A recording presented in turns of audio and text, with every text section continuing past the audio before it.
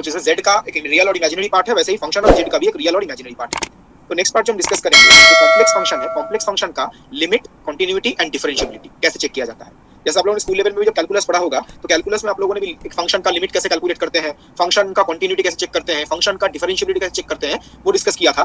But school level में calculus में जो आप डिस्कस करते थे वो रियल फंक्शन के लिए था। स्कूल लेवल में जो आप डिस्कस करते थे लिमिट, कंटिन्यूटी एंड डिफरेंशिएबिलिटी, वो रियल फंक्शन के लिए था। ठीक है, यहाँ पे हम जो डिस्कस करेंगे वो कॉम्प्लेक्स फंक्शन के लिए होगा। बट ध्यान रखिएगा, रियल फंक्शन के लिए जो कॉन्सेप्ट यूज होता है, कॉम्प्लेक्स फंक्शन के लिए भी सिमिलर कॉन्सेप्ट यूज होगा। मतलब रियल फंक्शन का लिमिट, कंटिन्यूटी, डिफरेंशिएबिलिटी, उसके लिए जो कॉन्सेप्ट्स थे वही कॉन्सेप्ट कॉम्प्लेक्स फंक्शन के लिए यूज करेंगे। थोड़ा बहुत मॉडिफिकेशन करना पड़ेगा, बिकॉज रियल फंक्शन के केस में यहाँ पे हम एक वेरिएबल मान के चल रहे थे x, यहाँ पे हम x और y की बात करेंगे, तो थोड़ा सा मॉडिफिकेशन होगा, मैथमेटिकल मॉडिफिकेशन, बट कॉन्सेप्ट जो है वो रियल फंक्शन जैसा ही होगा। ठीक है, तो साथ साथ हम रियल फंक्शन में जो आप लोगों ने पढ़ा था वो भी एक बार रिवाइज कर लेंगे, सच दैट आप चीजों को रिलेट कर पाए। जो रियल फंक्शन में जो कॉन्सेप्ट यूज हो रहा है, कॉम्प्लेक्स में भी similar kind of concept use हो रहा है। तो पहले हम डिस्कस करेंगे लिमिट ऑफ रियल फंक्शन। एक रियल फंक्शन का लिमिट कैसे कैलकुलेट करते हैं। तो सपोज f ऑफ x हमारे पास एक रियल फंक्शन है, तो उसके लिए हमें ये लिमिट कैलकुलेट करना है। तो this is limit of fx as x tends to x naught. ये जो क्वांटिटी है ये बेसिकली क्या है, this is limit of fx as x tends to x naught. मतलब हम x नॉट की तरफ अप्रोच करेंगे तो फंक्शन का लिमिटिंग वैल्यू क्या होगा। तो ये क्वांटिटी रिप्रेजेंट करता है limiting value of the function, limiting value of f of x as x approaches x naught।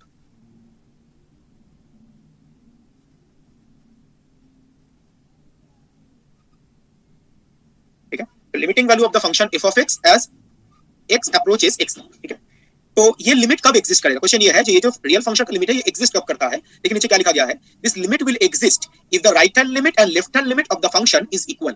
Function का राइट हैंड लिमिट और लेफ्ट हैंड लिमिट अगर इक्वल है, right hand limit of the function and left hand limit of the function is equal, दोनों अगर equal है। जैसे नीचे लिखा गया है, ये क्वांटिटी क्या रिप्रेजेंट करता है, ये क्वांटिटी रिप्रेजेंट करता है फंक्शन का राइट हैंड लिमिट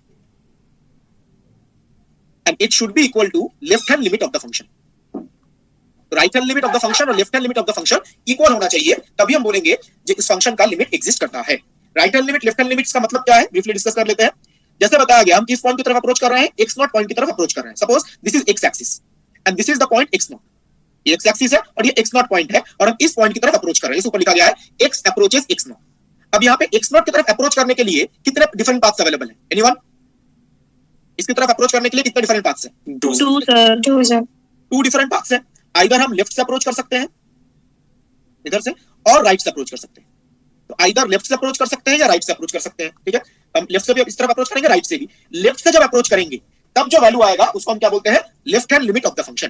और यहाँ पे एक चीज नोटिस कीजिए, ये जो लेफ्ट से हम अप्रोच कर रहे हैं, इस रीजन में x का value less than x not है, और जब हम राइट से अप्रोच कर रहे हैं तो x का value greater than x not है। इसका मतलब लेफ्ट से अप्रोच करने का मतलब क्या होगा, लेफ्ट से अप्रोच करने का मतलब है we are approaching towards x naught from a value less than x naught. ठीक है, हम x नॉट की तरफ अप्रोच कर रहे हैं और x का वैल्यू x नॉट से कम है, इसका मतलब है हम लेफ्ट से अप्रोच कर रहे हैं। और राइट से अप्रोच करने का मतलब है we are approaching towards x naught from a value greater than x naught. हम x नॉट की तरफ अप्रोच कर रहे हैं इस तरफ से जब x का वैल्यू x नॉट से ज्यादा है। सो लेफ्ट से अप्रोच करने का मतलब है x का वैल्यू x नॉट से कम है और हम x नॉट की तरफ अप्रोच कर रहे हैं। और x का वैल्यू x नॉट से, सॉरी, राइट हैंड लिमिट का मतलब, राइट से अप्रोच करने का मतलब x का वैल्यू x नॉट से ज्यादा है और हम x नॉट की तरफ अप्रोच कर रहे हैं। तो जब हम लेफ्ट से अप्रोच करेंगे तब जो लिमिटिंग वैल्यू आएगा उसको बोला जाता है left hand limit of the function. जब हम लेफ्ट से अप्रोच करते हैं तब जो लिमिटिंग वैल्यू आएगा उसको हम बोलते हैं left hand limit of the function. और जब हम राइट से अप्रोच करते हैं तब जो लिमिटिंग वैल्यू आता है उसको हम बोलते हैं right hand limit of the function. ऊपर क्या लिखा गया, ये लिमिट कब एग्जिस्ट करेगा, लिमिट तब एग्जिस्ट करेगा जब लेफ्ट हैंड लिमिट और राइट हैंड लिमिट ये दोनों वैल्यू इक्वल होने चाहिए। ये दोनों अगर इक्वल होता है तब हम बोलेंगे लिमिट एग्जिस्ट करता है, अगर अनइक्वल होता है तो लिमिट एग्जिस्ट नहीं करेगा। और left hand limit, right hand limit जब हम कैलकुलेट करेंगे, यहां पे आप एक चीज नोटिस कीजिए, लेफ्ट हैंड लिमिट कब बोला, जब x का वैल्यू x नॉट से कम है। तो लेफ्ट हैंड लिमिट कैलकुलेट करने के टाइम पे हम वो फंक्शन यूज करेंगे जो इस रीजन के लिए गिवन होगा।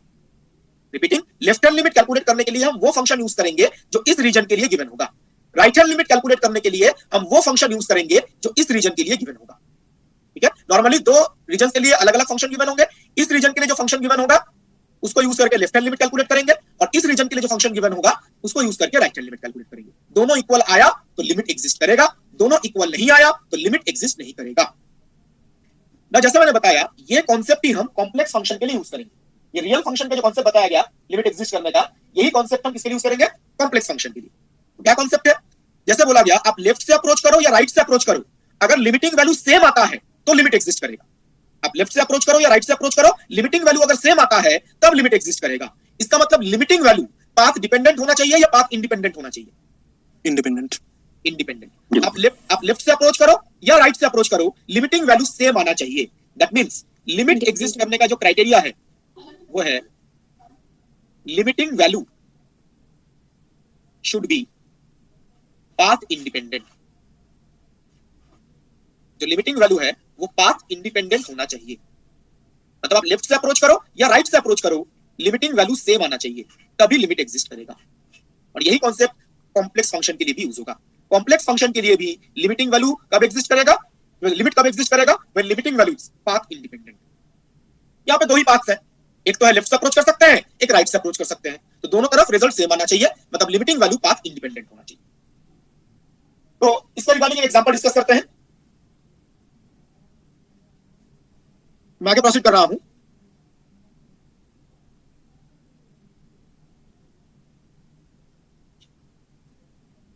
Example, check whether the following limit exist or not. ठीक है, तो ये हमें चेक करना है ये लिमिट एग्जिस्ट करता है कि नहीं करता। ठीक है, यहाँ पे हम किस पॉइंट की तरफ अप्रोच कर रहे हैं? जीरो की तरफ। x टेंड्स टू जीरो, मतलब हम जीरो की तरफ अप्रोच कर रहे हैं। इफ x ये गिवन है क्वेश्चन में, तो लिमिट एग्जिस्ट करेगा या नहीं करेगा ये पूछा गया है। तो जैसे बताया गया हम लेफ्ट से भी अप्रोच कर सकते हैं, राइट से भी अप्रोच कर सकते हैं। तो यहाँ पे हम x इक्वल टू जीरो की तरफ अप्रोच कर रहे हैं।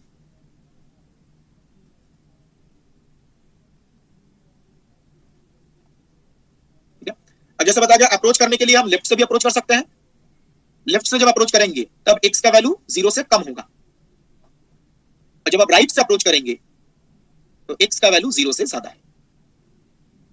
हम लेफ्ट से अप्रोच कर सकते हैं, राइट से अप्रोच कर सकते हैं। तो लेट्स कैलकुलेट द लिमिट्स। पहले राइट हैंड लिमिट कैलकुलेट करते हैं। Limit x tends to zero plus, right hand limit मतलब जीरो प्लस, स्टैंडर्ड नोटेशन है। x tends to zero plus, zero plus का मतलब हम राइट से अप्रोच कर रहे हैं। और left hand limit, limit x tends to zero minus, zero minus का मतलब है हम लेफ्ट से अप्रोच कर रहे हैं। जीरो प्लस का मतलब राइट से अप्रोच कर रहे हैं, जीरो प्लस का मतलब लेफ्ट से अप्रोच कर रहे हैं। ठीक है, तो अब बताइए x tends to zero plus, जब राइट हैंड लिमिट कैलकुलेट करेंगे इन दोनों में से कौन सा फंक्शन यूज करेंगे? x plus one.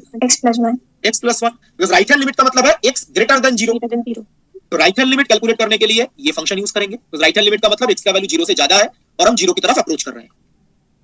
और x लेस देन जीरो के लिए जो फंक्शन है वो लेफ्ट हैंड लिमिट के लिए यूज करेंगे। ठीक है, जो पिछले स्लाइड में भी बताया गया। ये पॉइंट इंपॉर्टेंट है, राइट हैंड लिमिट के लिए कौन सा फंक्शन यूज करते हैं, राइट लेफ्ट हैंड लिमिट के लिए कौन सा फंक्शन। राइट हैंड लिमिट के लिए x प्लस वन, तो x टेंड्स टू जीरो पे इसका वैल्यू हो जाएगा one. And left hand limit calculate करने के लिए हम x स्क्वायर का यूज करेंगे और x टेंड्स टू जीरो पे इसका वैल्यू होगा जीरो। अब देख सकते हैं very simple calculation, right hand limit का वैल्यू जो है वो वन आया है, वेयरएज जो लेफ्ट हैंड लिमिट है उसका वैल्यू जीरो आया है। Right hand limit one, left hand limit zero. ये रिजल्ट पाथ डिपेंडेंट है या पाथ इंडिपेंडेंट है? डिपेंडेंट। Path dependent. राइट की तरफ से अप्रोच कर रहे हैं तो अलग रिजल्ट आ रहा है, लेफ्ट की तरफ से अप्रोच कर रहे हैं तो अलग रिजल्ट आ रहा है। तो result is path dependent. Result जो है वो पाथ डिपेंडेंट है। तो लिमिट एग्जिस्ट करेगा? No sir. लिमिट एग्जिस्ट करने के लिए रिजल्ट पाथ इंडिपेंडेंट होना चाहिए, दोनों ही। तो लिमिट डज नॉट एग्जिस्ट। इस तरीके से हम रियल फंक्शन के लिए चेक करते हैं। कोई डाउट है इसमें? No sir. No sir. ठीक है, अभी हम कुछ देर बाद देखेंगे, जैसे हम बोल रहे हैं ना लिमिट डज नॉट एग्जिस्ट, तो जैसे ये लिमिट एग्जिस्ट नहीं करता है और हम किस तरफ अप्रोच कर रहे थे? जीरो की तरफ अप्रोच कर रहे थे। इसी चीज को हम देखेंगे, जो लिमिट सिंस एग्जिस्ट नहीं करता तो x इक्वल टू जीरो पे फंक्शन डिसकंटीन्यूअस होगा। इसी से रिलेट कर सकते हैं, अभी हम कंटीन्यूटी डिफरेंशियल को डिस्कस तो करेंगे। लिमिट अगर एग्जिस्ट नहीं करता दैट मींस जो फंक्शन है वो x इक्वल टू जीरो पे डिसकंटीन्यूअस है। बिकॉज कंटीन्यूअस होने के लिए लिमिट एग्जिस्ट करना जरूरी है। कंटीन्यूअस होने के लिए दो तीन कंडीशंस होते हैं, उनमें से एक कंडीशन होता है लिमिट एग्जिस्ट करना चाहिए, बट इस केस में लिमिट ही एग्जिस्ट नहीं करता तो ये डिसकंटीन्यूअस है। और बताइए अगर फंक्शन डिसकंटीन्यूअस है तो क्या फंक्शन डिफरेंशिएबल होगा? No sir. नहीं होगा। तो f of x is not differentiable. ये सारी चीजें रिलेटेड है। आपको लग सकता है ये हम लिमिटिंग वैल्यू क्यों कैलकुलेट कर रहे हैं, इसका यूज क्या है, तो आप देखिए लिमिट एग्जिस्ट करेगा या नहीं करेगा, ये किससे रिलेटेड है, फंक्शन के कॉन्टिन्यूटी से, और कॉन्टिन्यूटी किससे रिलेटेड है, डिफरेंशिएबिलिटी से, x इक्वल टू 0, यहां से हम ये बोल सकते हैं। तो x इक्वल टू 0 पे लिमिट एग्जिस्ट नहीं करता, लिमिट एग्जिस्ट ना करने का मतलब फंक्शन उस पॉइंट पे डिसकंटीन्यूअस होगा, और डिसकंटीन्यूअस होने का मतलब फंक्शन डिफरेंशिएबल नहीं होगा। ठीक है, तो मैं आगे प्रोसीड कर रहा हूं। हाँ बताइए सर, फंक्शन डिसकंटिन्यूअस से मतलब क्या यहाँ डिराक डेल्टा से कुछ रिलेशन है क्या? बिल्कुल नहीं, डिसकंटीन्यूअस मतलब फंक्शन में सडन जंप प्रेजेंट है, मतलब डिसकंटीन्यूअस अगर है, हाँ तो मैं ये बोल सकते हैं इस फंक्शन का डेरिवेटिव डिराक डेल्टा से रिलेटेड है, इसका डेरिवेटिव जो फंक्शन को डिराक डेल्टा नहीं बोलेंगे, जैसे हमने डिराक डेल्टा में पढ़ा था फंक्शन अगर कहीं पे डिसकंटीन्यूअस होता है तो उसका डेरिवेटिव डिराक डेल्टा से रिलेटेड है। तो जैसे ये फंक्शन कहां पे डिसकंटीन्यूअस है, x इक्वल टू 0 पे, तो इस फंक्शन का जो डेरिवेटिव है वो डिराक डेल्टा फंक्शन से रिलेटेड होगा, डेरिवेटिव फंक्शन नहीं, फंक्शन का जो डेरिवेटिव है वो डिराक डेल्टा से रिलेटेड होगा, और डिराक डेल्टा का पीक कहां पे आएगा, x equal to 0, x equal to 0, जहां पे फंक्शन डिसकंटीन्यूअस है, डेरिवेटिव में जो डिराक डेल्टा आएगा उसका पीक भी x इक्वल टू 0 पे ही होगा। तो first order derivative of the function will related to Dirac delta function. Any other question in this जो बताएगा? मैं आगे प्रोसीड कर रहा हूं। नेक्स्ट हम यही कॉन्सेप्ट यूज करके कॉम्प्लेक्स फंक्शन में लिमिटिंग वैल्यू चेक करेंगे।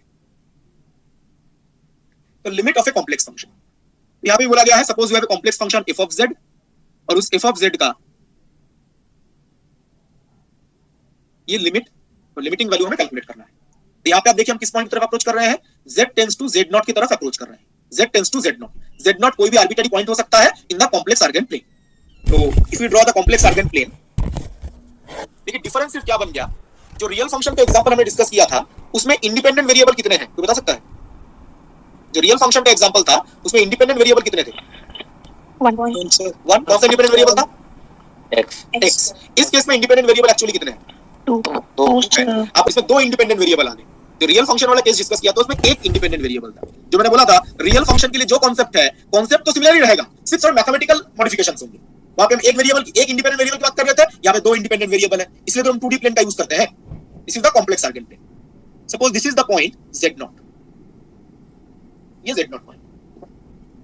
नाउ अब मुझे बताइए हम z0 पॉइंट की तरफ अप्रोच कर रहे हैं, z0 पॉइंट की तरफ अप्रोच करने के लिए हमारे पास कितने डिफरेंट पाथ्स पॉसिबल हैं? इनफाइनाइट।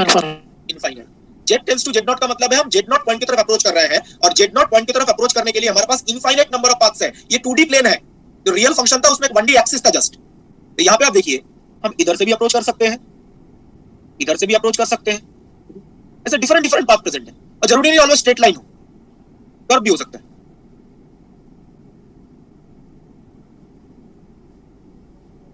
तो ऐसे आप infinite number of paths draw कर सकते हैं। तो हम z0 पॉइंट की तरफ अप्रोच कर रहे हैं, और इस पॉइंट की तरफ अप्रोच करने के लिए हमारे पास infinite number of paths present हैं। There are infinite number of paths, और पाथ स्ट्रेट लाइन ही होगा जरूरी नहीं है, पाथ जो है वो स्ट्रेट लाइन ही होगा जरूरी नहीं है।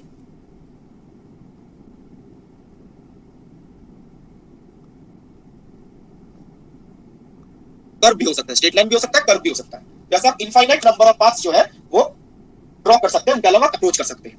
तो देखिए लिमिट कब एग्जिस्ट करता है, क्या बताया जाता है? लिमिटिंग वैल्यू पाथ इंडिपेंडेंट होना चाहिए। तो क्या लिखा गया देखिए, limit will exist if the limiting value is independent of the path along which z approaches z0। जो लिमिटिंग वैल्यू है वो पाथ इंडिपेंडेंट होना चाहिए, और कौन से पाथ की बात कर रहे हैं? जिस पाथ के अलोंग z z0 को अप्रोच कर रहा है। तो कॉन्सेप्ट वही है, रियल फंक्शन में भी क्या था, रियल फंक्शन में लिमिट कब एग्जिस्ट करेगा? लिमिटिंग वैल्यू पाथ इंडिपेंडेंट होना चाहिए। कॉम्प्लेक्स फंक्शन के लिए भी लिमिट कब एग्जिस्ट करेगा? जब लिमिटिंग वैल्यू पाथ इंडिपेंडेंट होगा। डिफरेंस सिर्फ ये हुआ, जो पिछला हमने कंसीडर रियल फंक्शन कंसीडर किया था, इसमें एक ही इंडिपेंडेंट वेरिएबल था, तो ये 1D एक्सिस है, इसलिए हमारे पास कितने पाथ्स थे? दो डिफरेंट पाथ्स थे। आइदर हम लेफ्ट से अप्रोच कर सकते हैं या राइट से अप्रोच कर सकते हैं। बट सिंस कॉम्प्लेक्स फंक्शन में दो इंडिपेंडेंट वेरिएबल्स हैं, तो बेसिकली एक 2D प्लेन है, तो एक 2D प्लेन में z0 पॉइंट की तरफ अप्रोच करने के लिए हमारे पास infinite number of paths present है। ये डिफरेंस है। जो हमने रियल फंक्शन डिस्कस किया था उसमें दो पाथ्स अवेलेबल थे अप्रोच करने के लिए, इस केस में infinite number of paths available है। लेकिन लिमिट एग्जिस्ट करने का कंडीशन दोनों में सेम है। क्या condition? Limiting value should be path independent, path independent होना चाहिए। मतलब आप यहां पे आप infinite number of path draw कर सकते हैं, अब किसी भी पाथ के अलोंग मूव करो रिजल्ट सेम आएगा। अब किसी भी पाथ के अलोंग अप्रोच करो, रिजल्ट अगर सेम आता है तो हम बोलेंगे पाथ इंडिपेंडेंट, मतलब लिमिट एग्जिस्ट करेगा। अगर डिफरेंट पाथ के अलोंग रिजल्ट डिफरेंट आता है, डिफरेंट जैसे ये पाथ है, लुक एट द पॉइंटर, ये पाथ है, ये पाथ है, डिफरेंट डिफरेंट पाथ के अलावा अगर रिजल्ट अलग अलग आता है तो रिजल्ट पाथ डिपेंडेंट होगा, लिमिट एग्जिस्ट नहीं करेगा। जितने भी डिफरेंट पाथ्स हैं सबके अलोंग रिजल्ट सेम आना चाहिए, पाथ इंडिपेंडेंट रिजल्ट आना चाहिए। कोई भी पाथ यूज करो सेम रिजल्ट आना चाहिए। नाउ आपका माइंड में क्वेश्चन हो सकता है कि आपको अगर ऐसा क्वेश्चन पूछा जाता है, जैसे एक दो क्वेश्चन पूछे भी गए हैं प्रीवियस ईयर्स में, जैसे कॉम्प्लेक्स फंक्शन है उसका लिमिटिंग वैल्यू कैलकुलेट करने को बोला गया, फंक्शन का लिमिटिंग वैल्यू कैलकुलेट करना है, तो क्या हमें एवरी केस में चेक करना पड़ेगा लिमिट एग्जिस्ट करता है कि नहीं करता है? जब पाथ इंडिपेंडेंट होगा तो लिमिट एग्जिस्ट करेगा, पाथ डिपेंडेंट होगा तो लिमिट एग्जिस्ट नहीं करेगा। ये तो एवरी केस में हमें चेक करना पड़ेगा अगर हमें लिमिटिंग वैल्यू पूछा जाए। Answer is no. सारे क्वेश्चन के लिए लिमिट एग्जिस्ट करेगा या नहीं करेगा ये चेक करने का जरूरत नहीं है। कुछ पर्टिकुलर टाइप के फंक्शन के लिए हम चेक करेंगे, बाकियों के लिए चेक करने का कोई जरूरत नहीं। वो कैसे डिसाइड करेंगे? वो डिसाइड करने का तरीका है, क्वेश्चन में जो फंक्शन गिवन है, if the function contains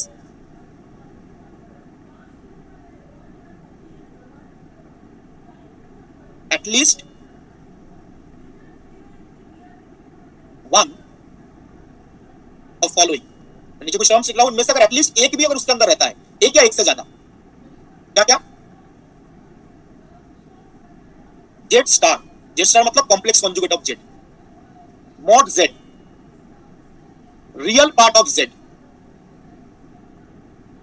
imaginary part of z, या जस्ट ये रियल पार्ट ऑफ जेड नहीं, real part of z to the power n, you can say n कुछ भी हो सकता है, मतलब कोई भी इंटीजर हो सकता है, 1 2 3 4 कुछ भी हो सकता है। Imaginary part of z to the power n, function के अंदर इनमें से अगर कोई भी एक टर्म प्रेजेंट होता है या एक से ज्यादा भी हो सकता है, देन आपको चेक करना पड़ेगा लिमिट एग्जिस्ट करता है कि नहीं। Then we have to check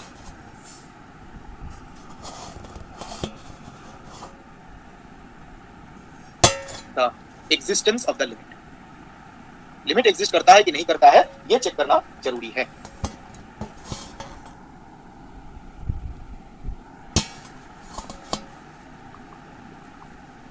इनमें से अगर कोई भी एक अगर एग्जिस्ट करता हो फंक्शन के अंदर, ये टर्म अगर एग्जिस्ट नहीं करते, z star, mod z, real part of z to the power n, imaginary part of z to the power n, इनमें से कोई अगर एक टर्म एग्जिस्ट करता है तो आपको चेक करना जरूरी है लिमिट एग्जिस्ट करता है कि नहीं करता। कर भी सकता है, नहीं भी कर सकता है, ठीक है। अब आपको लगेगा इन फंक्शन में स्पेशल क्या है, ठीक है, इन फंक्शन में स्पेशल क्या है, सडनली हम इन्हीं के लिए चेक क्यों कर रहे हैं? देखिए सब्जेक्टिव क्वेश्चन होता तो, अगर सब्जेक्टिव क्वेश्चन है तब तो सबके लिए चेक करना पड़ेगा, अगर सब्जेक्टिव क्वेश्चन होता तो सबके लिए चेक करना पड़ता, बट हमारे पास एमसीक्यू क्वेश्चन है, कॉम्पिटिटिव एग्जामिनेशन में ऑप्शन वाले क्वेश्चन आते हैं, तो ऑलवेज हम थोड़ा टाइम बचाने की कोशिश करेंगे, ठीक है, यूजिंग द कॉन्सेप्ट्स। जब हम कॉम्प्लेक्स एनालिसिस और भी डिटेल्स में पढ़ेंगे उसमें हम देखेंगे ये जो z star, mod z, real part of z to the power n और imaginary part of z to the power n, ये जो फंक्शंस होते हैं ये एनालिटिक नहीं होता। ये फंक्शंस जो है ये एनालिटिक नहीं होते हैं। एनालिटिक ना होने का सिंपल मतलब है डिफरेंशिएबल नहीं होते हैं, सिंपल, ठीक है। ये जो फंक्शंस है जो ये चार यहां पे लिखे गए हैं, ये फंक्शंस एनालिटिक नहीं होते हैं, दीज आर नॉन एनालिटिक, ये एनालिटिक फंक्शन नहीं होते हैं। एनालिटिक ना होने का मतलब ये डिफरेंशिएबल नेचर के नहीं होते हैं। एनालिटिसिटी के बारे में और भी डिटेल्स में हम डिस्कस करेंगे, तो वहां पे हम देखेंगे ये फंक्शंस एनालिटिक नहीं होते हैं, मतलब डिफरेंशिएबल नहीं होते हैं। इसीलिए इनके लिए चेक करना जरूरी है जो लिमिट एग्जिस्ट करता है कि नहीं करता है। कर भी सकता है, नहीं भी कर सकता है, चेक करना पड़ेगा। इन अगर बाकी कोई फंक्शन होता है, sine z, cos z, exponential z, ऐसे फंक्शंस होते हैं तो वो डिफरेंशिएबल नेचर के होते हैं, उनके लिए अलग से चेक करने का जरूरत नहीं है। इन चारों में से अगर कोई एक टर्म रहता है तो चेक करना जरूरी है। Sine, cosine, exponential, sine hyperbolic, cos hyperbolic, polynomial terms ऐसे अगर रहते हैं तो चेक करने का जरूरत नहीं है, बिकॉज़ साइन, कोसाइन, एक्सपोनेंशियल ऐसे टर्म्स जो है वो एनालिटिक होते हैं। अभी हम कुछ देर बाद एग्जांपल डिस्कस करेंगे, ठीक है, जो फंक्शन देके कैसे आइडिया लगाना है। ये चार में से अगर कोई दिख गया तो चेक करना जरूरी है, एग्जिस्ट कर भी सकता है, नहीं भी कर सकता है, ओके। इसने क्वेश्चन किया है रिजल्ट सेम होना और पाथ इंडिपेंडेंट होना एक ही बात है। जैसा मैंने बोला यहां पे जो infinite number of paths available हैं, इनफाइनाइट नंबर ऑफ पाथ्स के अलोंग अगर रिजल्ट सेम आया, सेम आने का मतलब ही क्या है, रिजल्ट पाथ इंडिपेंडेंट है। तो इनफाइनाइट नंबर ऑफ पाथ्स के अलोंग रिजल्ट सेम आना और रिजल्ट पाथ इंडिपेंडेंट है, दोनों का मतलब सेम ही है। पाथ इंडिपेंडेंट होने का मतलब क्या है, पाथ पे डिपेंड नहीं करता। पाथ पे डिपेंड ना करने का मतलब क्या है, किसी भी पाथ के अलोंग मूव करो सेम रिजल्ट आएगा, ठीक है। तो सेम रिजल्ट आना और पाथ इंडिपेंडेंट होना एक ही बात है। और कोई क्वेश्चन इसमें इस स्लाइड में जो बताया गया?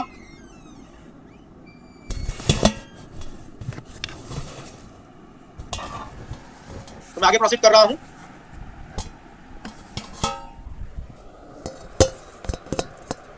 कुछ एग्जांपल डिस्कस करते हैं तो ज्यादा क्लियर होगा। First example this, check whether the following limit exist or not. यहाँ पे मेंशन ही कर दिया गया है। अब चेक कीजिए लिमिट एग्जिस्ट करता है कि नहीं करता है। अगर डायरेक्ट भी पूछा जा सकता था कि calculate the limiting value of this function, just में पूछा गया था इसी टाइप का क्वेश्चन। ऐसा एक लिमिट गिवन था और पूछा गया था इसका लिमिटिंग वैल्यू क्या है, और एक ऑप्शन में डज नॉट एग्जिस्ट गिवन है। ठीक है, तो जरूरी नहीं ऑलवेज चेक करने को लिखा रहे, डायरेक्ट भी बोल सकते हैं इसका लिमिटिंग वैल्यू कैलकुलेट करो। आप मुझे बताइए इस फंक्शन के लिए क्या चेक करने का जरूरत है? No sir. क्यों? है सर, वी टू चेक जरूरत है सर, इनके जगह में है लेकिन इस टाइप के जो फंक्शंस होते हैं ये एनालिटिक होते हैं? नहीं sir. These type of functions are not analytic. ठीक है, ये एनालिटिक चेक कैसे करते हैं मैं भी आज ना हो नेक्स्ट क्लास में डिस्कस करूंगा। This function are not analytic, check करने का तरीका बताया जाएगा। तो ये फंक्शन अगर आपको दिख गए तो नॉट एनालिटिक, इनके लिए चेक करना जरूरी है। तो लेट्स सॉल्व इट। मैंने पिछले स्लाइड में बताया था चार फंक्शंस, चार टर्म, वैसे टर्म अगर दिख गए आपको तो जरूरी है। यहाँ पे हम किस पॉइंट की तरफ अप्रोच कर रहे हैं? Zero origin in the complex eigenplane z equal to 0 is this point। हम प्लीज म्यूट करके रखिए। हम z equal to 0 की तरफ अप्रोच कर रहे हैं। तो देखिए z equal to 0 की तरफ अप्रोच करने के लिए infinite number of paths available है। तो हमें यहाँ पे क्या करेंगे,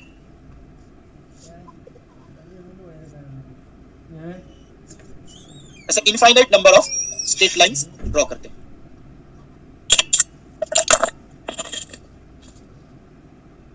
कुछ लोगों का माइक ऑन है, प्लीज म्यूट रखिए।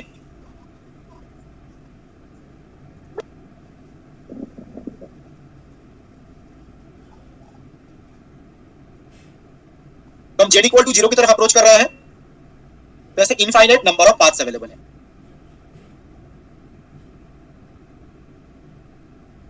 नॉर्मली हम यहाँ पे जो क्वेश्चन जनरली हमारे लेवल पे जो है, जो एग्जाम पूछे जाते हैं, उसमें क्या होता है इस स्ट्रेट लाइन से काम चल जाता है। आपको लग सकता है कि सारे मैंने स्ट्रेट लाइन क्यों ड्रॉ किए हैं, कर्व क्यों नहीं ड्रॉ किया। ठीक है, हमारे लेवल पे जो क्वेश्चन होते हैं उन सब में क्या होता है इस स्ट्रेट लाइन से काम चल जाता है। तो हमने infinite number of path draw किया और ये सारे स्ट्रेट लाइन से infinite number of straight line draw किया, और ये सारे स्ट्रेट लाइन किस तरफ अप्रोच कर रहा है? z इक्वल टू 0 की तरफ अप्रोच कर रहा है। तो कोई बता सकता है ये जो infinite number of straight line draw किया गया है इनका इक्वेशन क्या होगा? सर्कल। स्ट्रेट लाइन है, सर्कल कहां से जाएगा? सर उसकी बात कर रहा था सर, अगर इनको ज्वाइन करें तो सर मतलब लोकस ले तो इनका क्या ले तो लोकस सर मतलब सारे पॉइंट्स को अगर ज्वाइन करें तो सर सर्कुलर ज्वाइन नहीं कर रहे हैं हम, तो अलग अलग पाथ कॉलम कैलकुलेट कर रहे हैं ना। ठीक है, तो यहाँ पे y equal to mx plus c लेने का भी जरूरत नहीं है, बिकॉज ये सारे ओरिजिन के थ्रू पास कर रहे हैं। तो यहाँ पे जितने भी स्ट्रेट लाइन है वो ओरिजिन के थ्रू पास कर रहे हैं, तो इसका जनरल एक फॉर्म होगा, इक्वेशन होगा इसका y इक्वल टू mx। और अगर आप ध्यान से देखें जो डिफरेंट पाथ है, अगर हम पाथ को नंबरिंग करते हैं, suppose path 1, path 2, path 3 and so on, ऐसे infinite number of straight line draw कर सकते हैं। इन पाथ के अलोंग स्लोप डिफरेंट होगा। पाथ 1 जो है उसके लिए स्लोप अगर m1 है, पाथ 2 के लिए स्लोप अलग होगा, पाथ 3 के लिए स्लोप अलग होगा। इसका मतलब यहाँ पे जो infinite number of straight line draw किए गए हैं उन सब का जो इक्वेशन है उसका जनरल फॉर्म तो सेम होगा, y इक्वल टू mx, इसी फॉर्मेट का होगा, बट डिफरेंट पाथ के लिए जो स्लोप है वो डिफरेंट होगा। स्लोप है m1, m2, m3, m4, m5, slope different होगा। तो अलग अलग पाथ के लिए अलग अलग स्लोप होगा। ओके, तो let's calculate the limiting value, देखते हैं क्या आता है। तो लिमिट, पहले इसको xy में चेंज कर लेते हैं, जो फंक्शन है उसको xy में चेंज कर लेते हैं। Real part of z square क्या होगा? लास्ट क्लास में z स्क्वायर क्या होता है हमने डिस्कस किया था। z स्क्वायर का रियल पार्ट क्या होगा? x square minus y square, बिल्कुल सही। और मॉड z स्क्वायर होगा x square plus y square, mod z whole square. ठीक है, इसको हम इस तरीके से लिख सकते हैं। z को हमने xy में चेंज कर लिया और z टेंड्स टू 0 के बदले हो जाएगा x tends to 0, y tends to 0। Now क्या करना है, जिस पाथ के हम अप्रोच कर रहे हैं उसका इक्वेशन इस फंक्शन में रिप्लेस कर देंगे। तो हम जिस पाथ के हम अप्रोच कर रहे हैं, इनफाइनाइट नंबर ऑफ पाथ्स है, इनका इक्वेशन है y इक्वल टू mx। तो जिस पाथ के हम अप्रोच कर रहे हैं उसका इक्वेशन हम इस फंक्शन में रिप्लेस कर देंगे। तो y इक्वल टू mx को यहां पे रिप्लेस कर दीजिए। Limit x square y square के बदले आएगा m square x square by नीचे आएगा x square plus m square x square, और ये बन जाएगा x टेंड्स टू 0। y को हमने x में चेंज कर लिया है तो जस्ट x टेंड्स टू 0 लिखेंगे। आप नोटिस करो ऊपर नीचे x स्क्वायर कॉमन चला जाएगा और कॉमन जाने के बाद वो कैंसिल करेगा, ये लिमिटिंग वैल्यू आएगा 1 minus m square by 1 plus m square. ऊपर x स्क्वायर कॉमन जाएगा नीचे भी एक्स स्क्वायर कॉमन जाएगा, एक्स स्क्वायर कैंसिल कर गया, remaining part is this. X तो है ही नहीं, ये लिमिट ये लिखने का ऐसा तो मतलब लिमिटिंग वैल्यू में एक्स तो बचा ही नहीं है फंक्शन के अंदर, तो सिंपल होगा 1 minus n square plus 1 plus n square. ठीक है, तो अब बताइए ये रिजल्ट जो आया, ये रिजल्ट पाथ डिपेंडेंट है या पाथ इंडिपेंडेंट है? Path dependent. पाथ इंडिपेंडेंट है। कैसे इंडिपेंडेंट? डिपेंडेंट ऐसे स्लोप डिपेंडेंट होगा सर, डिपेंडेंट अलग अलग पाथ के लिए स्लोप तो अलग अलग है ना, अलग अलग पाथ के लिए स्लोप अलग अलग है। अब यहाँ पे देखिए जो रिजल्ट आया है वो तो स्लोप पे डिपेंड करता है, this limiting value depends on slope, ये स्लोप पे डिपेंड करता है, ये जो है ये स्लोप पे डिपेंड करता है। और जैसे ऊपर लिखा गया है अलग अलग पाथ के लिए स्लोप अलग अलग होगा, अगर स्लोप अलग अलग होता है तो लिमिटिंग वैल्यू भी अलग अलग हो जाएगा, और लिमिटिंग वैल्यू अलग अलग होने का मतलब रिजल्ट पाथ इंडिपेंडेंट है। Limiting value is path dependence, path dependent, slope पे डिपेंड कर रहा है मतलब अलग अलग पाथ के लिए अलग अलग रिजल्ट आएगा, और अलग अलग रिजल्ट आने का मतलब लिमिटिंग वैल्यू पाथ डिपेंडेंट है। और लिमिटिंग वैल्यू पाथ डिपेंडेंट होने का मतलब लिमिट एग्जिस्ट नहीं करता, मतलब किसी एक ऑप्शन में दिया होगा limit does not exist.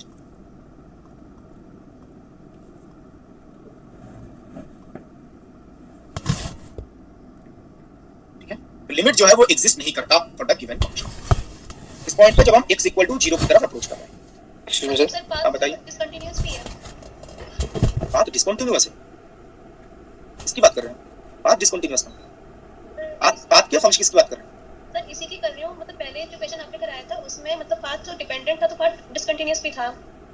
Function होगा ना, पाथ नहीं होगा ना, फंक्शन डिसकंटीन्यूअस है। सर जो y इक्वल टू मतलब हमेशा स्ट्रेट लाइन अप्रोच ही रखना सर, ये मैंडेटरी है?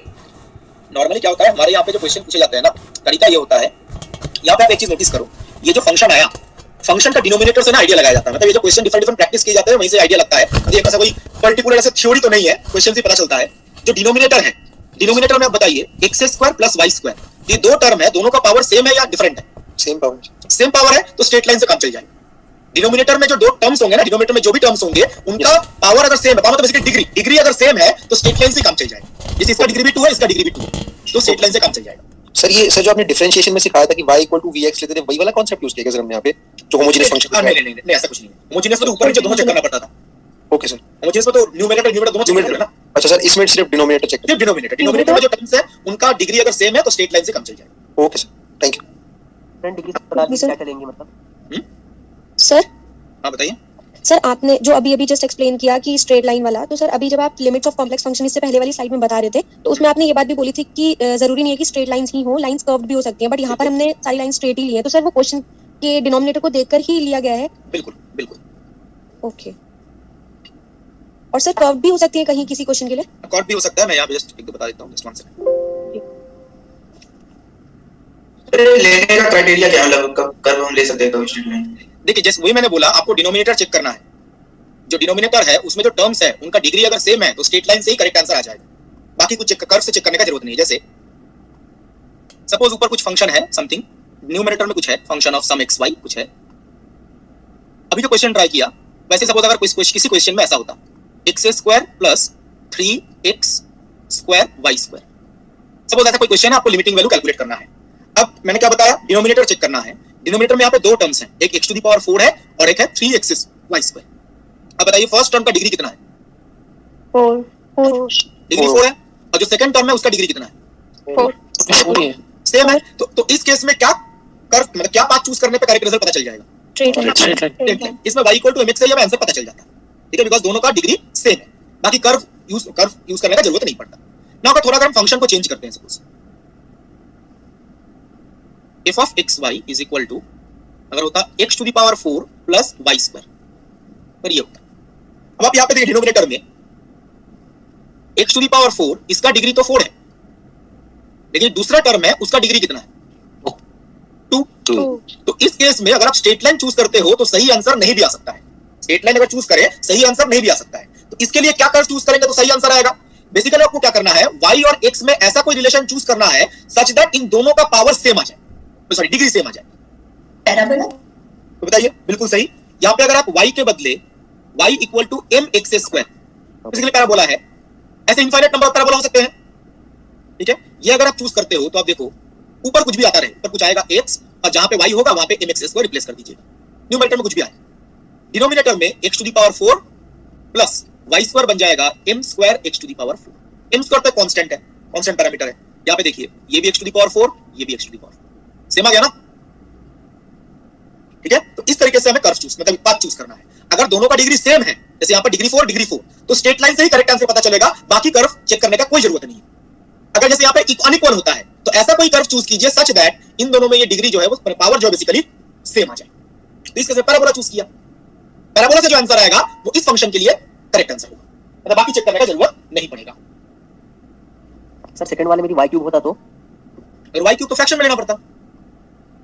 जैसे just 1 second, let me write down f of xy by x to the power 4 plus y cube, ये बोलो ना जी सर। ठीक है। तो यहाँ पे आप मान के चलो y इक्वल टू, अगर आप चूज करते m x to the power,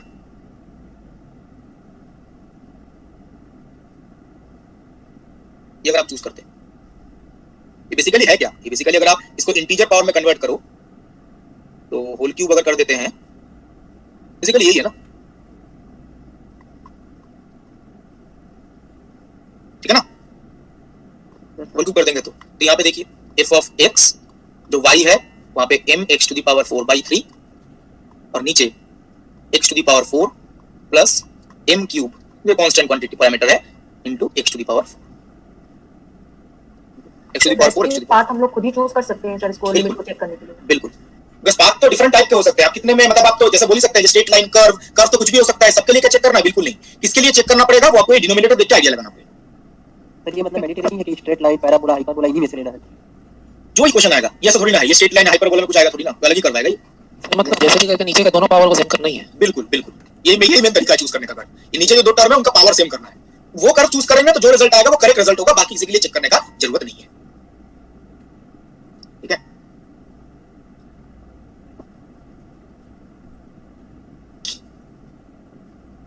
तो आई थिंक क्लियर एवरीवन?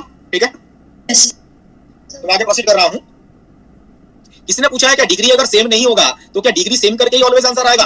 मैं बोल रहा हूं डिग्री सेम करने के लिए, मैं जो बोला अगर डिग्री सपोज सेम नहीं होता, इन दोनों का पावर आपको अलग अलग दिख रहा है, पावर अगर अलग अलग है तो हम ऐसा कर्व चूज करेंगे सच दैट ये दो पावर सेम हो जाए।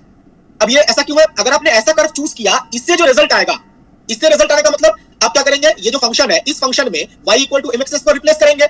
इसके बाद आपको पता चलेगा ये रिजल्ट पाथ डिपेंडेंट है या पाथ इंडिपेंडेंट है। अगर m पे डिपेंड करता है तो पाथ डिपेंडेंट होगा, m पे डिपेंड नहीं करता तो पाथ इंडिपेंडेंट होगा। वहां से आपको पता चलेगा लिमिट एग्जिस्ट करता है कि नहीं करता।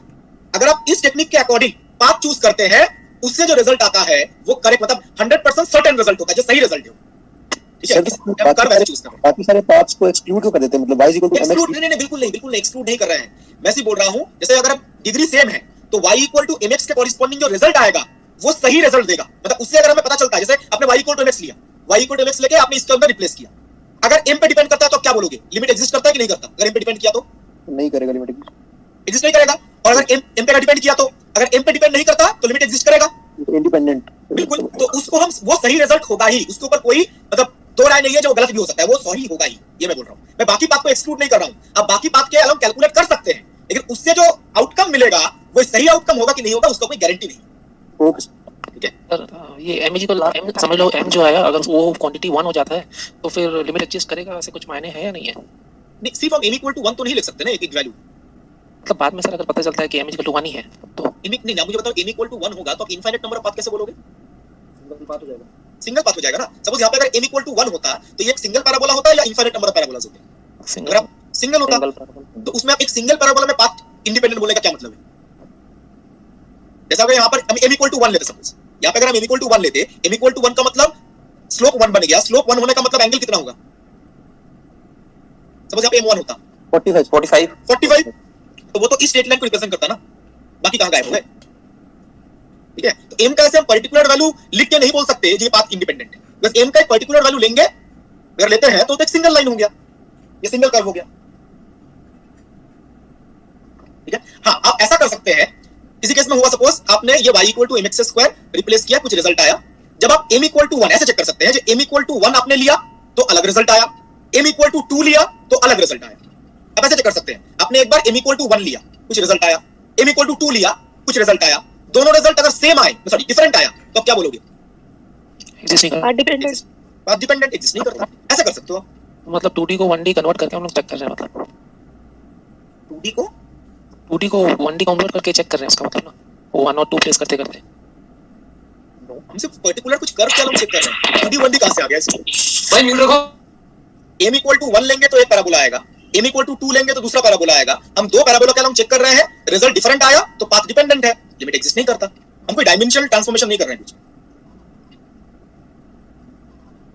सर कोई ऐसा एग्जांपल लीजिए जिसमें पाथ इंडिपेंडेंट आएगा डोंट वरी आएगा। अच्छा ठीक है सर, ठीक है। Please try this question. ये क्वेश्चन ट्राई कीजिए।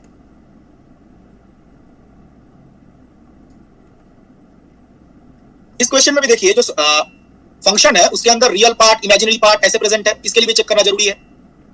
यहां पे भी हम z इक्वल टू 0 की तरफ ही अप्रोच कर रहे हैं, z इक्वल टू 0 जो है उसकी तरफ अप्रोच कर रहे हैं। तो सेम वही स्ट्रेट लाइन लेंगे y equal to mx, same तरीका। लिमिट z टेंड्स x में चेंज करते हैं, रियल पार्ट ऑफ z मतलब x into imaginary part of z मतलब y divided by real part of z plus imaginary part of z। जो function था उसको हमने x y में चेंज कर दिया। ना सेम वही लेंगे बिकॉज़ हम z इक्वल टू 0 की तरफ ही अप्रोच कर रहे हैं। और यहां पे आप एक चीज चेक करो, इसका पावर सेम है डिफरेंट है? सेम है। तो हम यहां पे स्ट्रेट लाइन पाथ ही चूज करेंगे और हम 0 की तरफ अप्रोच कर रहे हैं तो y इक्वल टू mx। तो y के बदले mx रिप्लेस करते हैं,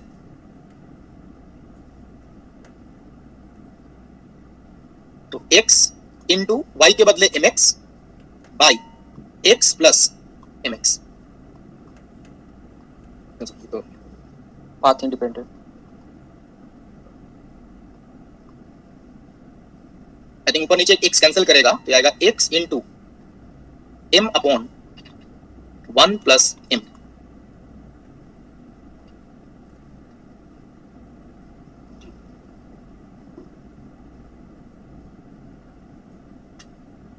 ठीक है, कितना वैल्यू आएगा? 0 मतलब result path dependent path independent? Independent तो लिमिट एग्जिस्ट करेगा? Function continuous. तो 0 आएगा। Wrong. Path dependent limit exist नहीं करेगा, पाथ इंडिपेंडेंट। पाथ डिपेंडेंट होगा रिजल्ट, पाथ इंडिपेंडेंट नहीं। आप लोगों ने सबने क्या किया है, x टेंड्स टू 0 है, यहाँ पे x रिप्लेस कर दिया, यहाँ 0 आ गया, 0 इनटू समथिंग, ये 0 लिख दिया आप लोगों ने। ठीक है, अब मुझे बताइए ये जो क्वांटिटी है इसमें m क्या है? Slope of the straight line ना। अब ऐसा एक स्ट्रेट लाइन भी तो हो सकता है इसका स्लोप अगर -1 हो, ऐसा स्ट्रेट लाइन पॉसिबल है स्लोप -1? हां सर। अब बताइए स्लोप अगर -1 है तब ये वैल्यू 0/0 फॉर्मेट नहीं चलाएगा? हां सर। ये जो क्वांटिटी है ये 0/0 m इक्वल टू -1 पे डिनोमिनेटर भी 0 होगा, न्यूमरेटर भी 0 होगा। न्यूमरेटर तो -1 होगा ना। न्यूमरेटर -1 into 0 भी तो है, ये 0 नहीं है तो -1 into 0 0 भी तो होगा। ये क्या फॉर्म आ गया?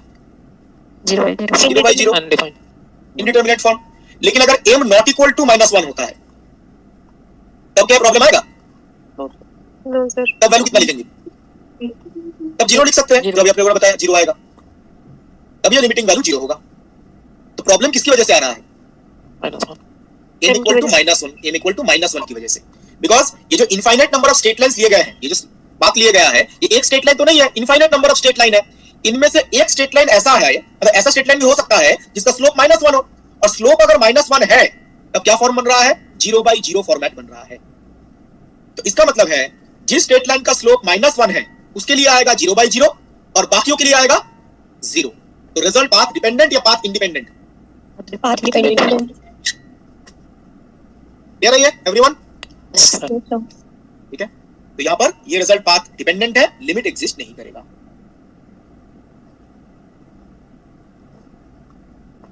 m इक्वल टू -1 के लिए 0/0 फॉर्म आएगा, बाकियों के लिए 0, path dependent, limit does not exist. हाँ बताइए सर, मतलब अगर ऐसा क्वेश्चन होता है और हमारा सॉल्यूशन इस तरह का ही आता है किसी क्वेश्चन में जिसमें साइड में x या फिर y की फॉर्म कुछ ऐसी, मतलब x की ऐसी फॉर्म आ जाए, तो सर हम उसमें m की यानी स्लोप की प्रोबेबल वैल्यूज भी देखेंगे कि उससे हमारा आंसर क्या आता है, बिल्कुल तभी हम आंसर लिखेंगे। बिल्कुल। अगर सपोज यहाँ पर ये नीचे m ना आता, सपोज ये नीचे m ना आता, तब क्या आंसर लिखते? तब तो 0 ही आता। ये यस प्रॉब्लम जो है ये m+1 की वजह से है, नीचे m+1 आ गया। अगर नीचे सिर्फ 1 आता तो ये प्रॉब्लम आता ही नहीं। ठीक है, तो जब ऐसे x कोई मल्टीप्लिकेशन में आए तो m वाला पार्ट भी एक बार चेक कर लीजिएगा। ये m के किसी वैल्यू के लिए ये प्रॉब्लम तो क्रिएट नहीं कर रहा है ना। ठीक है, तो इस केस में भी लिमिट एग्जिस्ट नहीं करेगा, तो कंटीन्यूअस होगा डिसकंटीन्यूअस होगा? Discontinuous. Discontinuous. Limit does not exist मतलब डिसकंटीन्यूअस। एक चीज ध्यान रखिएगा, बस ऑलरेडी किसी ने अभी एक गलत स्टेटमेंट दिया था, इसलिए मैंने बोला लिमिट फंक्शन कंटीन्यूअस है या डिसकंटीन्यूअस है, वो कंटीन्यूअस होने के 2-3 कंडीशंस होते हैं, 2-3 क्राइटेरियाज होते हैं। उनमें से एक क्राइटेरिया है लिमिट एग्जिस्ट करना चाहिए, वो भी हम डिस्कस करेंगे। रिपीट कर रहा हूं, फंक्शन कंटीन्यूअस है, उसके 2-3 क्राइटेरियाज होते हैं, उनमें से एक क्राइटेरिया होता है limit does not, limit exist, limit exist करेगा। उसके अलावा भी 1-2 क्राइटेरियाज हैं। तो जब बोल रहे हैं लिमिट डज नॉट एग्जिस्ट, तब तो हम बोल सकते हैं डिसकंटीन्यूअस। लेकिन अगर किसी केस में लिमिट एग्जिस्ट करता भी है तो वो कंटीन्यूअस होगा जरूरी नहीं है, बिकॉज़ अगर लिमिट एग्जिस्ट करेगा तो एक ही क्राइटेरिया सेटिस्फाई करेगा ना, बाकियों का क्या? ये लिमिट एग्जिस्ट करना सिर्फ एक क्राइटेरिया है। फंक्शन कंटीन्यूअस होने के लिए 2-3 क्राइटेरियाज होते हैं, उनमें से एक क्राइटेरिया है लिमिट एग्जिस्ट करना चाहिए। तो अगर लिमिट एग्जिस्ट नहीं करता, मतलब वो क्राइटेरिया फुलफिल नहीं कर रहा है, तो हम डायरेक्ट बोल देंगे डिसकंटीन्यूअस, बाकी चेक करने का जरूरत नहीं है। लेकिन बाई चांस किसी क्वेश्चन में लिमिट एग्जिस्ट करेगा, लिमिट एग्जिस्ट करने का मतलब नहीं है जो फंक्शन कंटीन्यूअस है। किसी ने भी कुछ देर पहले कमेंट किया था, उन्होंने बताया लिमिट एग्जिस्ट करेगा मतलब कंटीन्यूअस है। लिमिट एग्जिस्ट करने का मतलब कंटीन्यूअस होगा जरूरी नहीं है। लिमिट एग्जिस्ट करना सिर्फ एक क्राइटेरिया को फुलफिल करता है, बाकी और भी 2 क्राइटेरियाज हैं, उनको भी फुलफिल करना चाहिए, तभी हम कंटीन्यूअस बोलेंगे। ठीक है, तो लिमिट डज नॉट एग्जिस्ट मतलब डिसकंटीन्यूअस। लिमिट एग्जिस्ट करता है, कंटीन्यूअस भी हो सकता है, डिसकंटीन्यूअस भी हो सकता है, बाकी क्राइटेरिया चेक करने पड़ेंगे।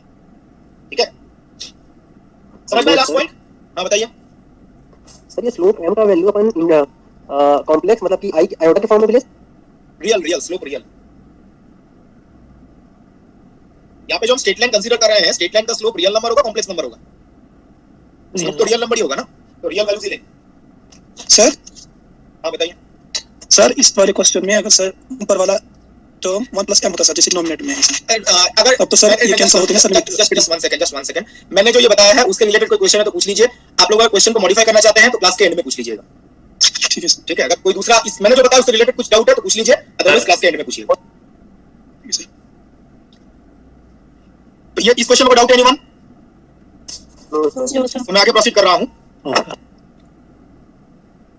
ये क्वेश्चन जस्ट 2013 में पूछा गया था, क्विकली कैलकुलेट कीजिए क्या आएगा।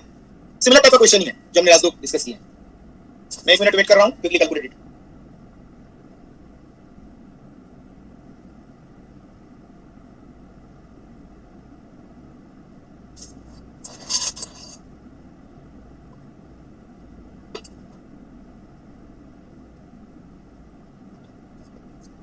सर मन हो गया क्या? जिनको आंसर बताना है वो अनम्यूट कर सकते हैं, बाकी लोग म्यूट रखिए। Option A, option A correct है, लिमिट डज नॉट एग्जिस्ट। यहाँ पे भी जो रिजल्ट आएगा वो पाथ डिपेंडेंट आएगा, m पे डिपेंड करेगा। देखते देखिए जो तरीका है मैं रिपीट नहीं कर रहा हूँ, ऑलरेडी 2 क्वेश्चन में डिस्कस किए हैं। ये बेसिकली आएगा 1 - m² प्लस 2m, नीचे आएगा 1 - m² प्लस 2 iota m। पहले xy में चेंज कीजिए, फिर आके ऊपर नीचे x² कैंसिल करेगा और ये आ जाएगा।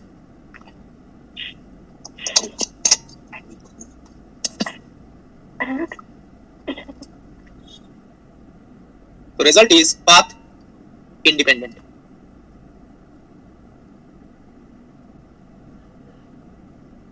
सो डिपेंडेंट m पे डिपेंड करता है, तो result is path dependent, limit exist नहीं करेगा। First option. ध्यान रखिएगा इमेजिनरी पार्ट जब लिखेंगे ना, z² जो है, z² के एक्सप्रेशन में आयोटा आएगा, z² के एक्सप्रेशन में आयोटा आएगा, वही आयोटा यहाँ पे प्रेजेंट है। लेकिन इमेजिनरी पार्ट ऑफ z² में सिर्फ 2xy होगा, इमेजिनरी पार्ट में आयोटा नहीं होता, आयोटा के साथ जो होता है वो इमेजिनरी पार्ट है। तो z² के एक्सप्रेशन आयोटा आएगा जो डिनोमिनेटर में प्रेजेंट होगा। इमेजिनरी पार्ट ऑफ z² कितना होगा? 2xy। z² का एक्सप्रेशन हमने पहले भी डिस्कस किया है। z² इज, इसका रियल पार्ट होता है x² - y², और इमेजिनरी पार्ट जो आयोटा के साथ है 2xy। 2xy is the imaginary part. ठीक है, ये आ जाएगा रिजल्ट। इस क्वेश्चन को जैसे अभी तक हमने जो भी डिस्कस किया है वो तो पाथ डिपेंडेंट आया, मतलब लिमिट एग्जिस्ट नहीं करता। अगर इस क्वेश्चन को थोड़ा सा मॉडिफाई कर देते हैं ना, तो लिमिट एग्जिस्ट करेगा। थोड़ा सा अगर मॉडिफाई कर दे, लिमिट z टेंड्स टू 0, ऊपर जो फंक्शन है real part of z square है ना, इसको हम कर देते हैं real part of z cube by imaginary part of z cube upon z square. Just हमने यहाँ पे मॉडिफिकेशन क्या किया है, जो जस्ट का क्वेश्चन था उसमें real part of z square imaginary part of z square था, न्यूमरेटर में हमने z स्क्वायर के बदले z क्यूब कर दिया है। अब सेम तरीका फॉलो करो, सेम मेथड फॉलो करो, y इक्वल टू mx, पहले x में लिखो फिर y इक्वल टू mx।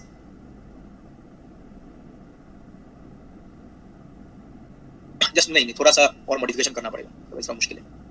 ये सपोज ये मॉड z स्क्वायर नीचे जो है ना, ये मॉड z स्क्वायर, तो आई थिंक नीचे आएगा देखिए 1 प्लस m स्क्वायर और ऊपर आएगा real part of z square, नीचे को x स्क्वायर और ऊपर आएगा x cube into 1 minus 3xy square, so 3m square plus 3m minus m cube. यार आएगा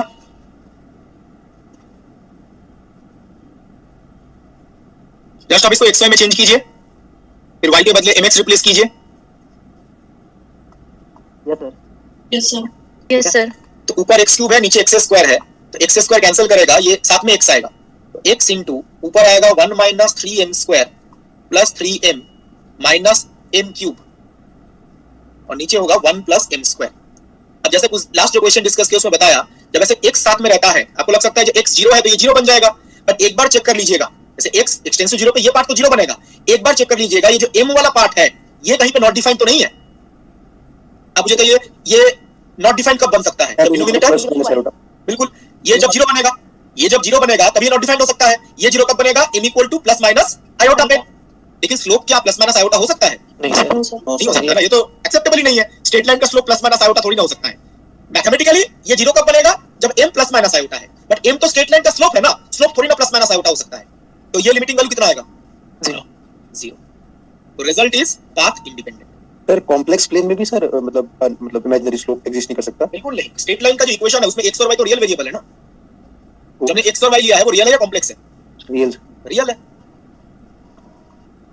तो ये चीज ध्यान रखिएगा, बिकॉज़ ये बहुत लोग ये गलती करेंगे, जो पिछले क्वेश्चन में m इक्वल टू -1 लिया और यहाँ पे तो ये प्लस माइनस आयोटा पे 0 बनेगा, 0 है तो नॉट डिफाइंड आ जाएगा, लेकिन स्लोप क्या प्लस माइनस आयोटा हो सकता है? हो ही नहीं सकता, एक्सेप्टेबल कहां है? तो ये रिजल्ट 0 है, पाथ इंडिपेंडेंट, और पाथ इंडिपेंडेंट आने का मतलब है लिमिट एग्जिस्ट। और लिमिटिंग वैल्यू कितना होगा, 0। ये जो आया है यही लिमिटिंग वैल्यू है, किसी एक ऑप्शन में 0 दिया हुआ होगा, this is the limiting value. ये पाथ इंडिपेंडेंट है।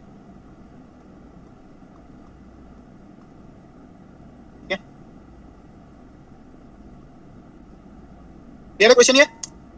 Yes sir. तो मैं आगे प्रोसीड कर रहा हूं, और जस्ट वाला जो क्वेश्चन है, एवरीवन गेटिंग द आंसर ना इस क्वेश्चन में? Yes sir. यस। तो अभी तक हमने 3-4 प्रॉब्लम डिस्कस किए, जिसके अंदर ऐसे real part, imaginary part, mod z present है, उनके लिए लिमिट चेक करना जरूरी है।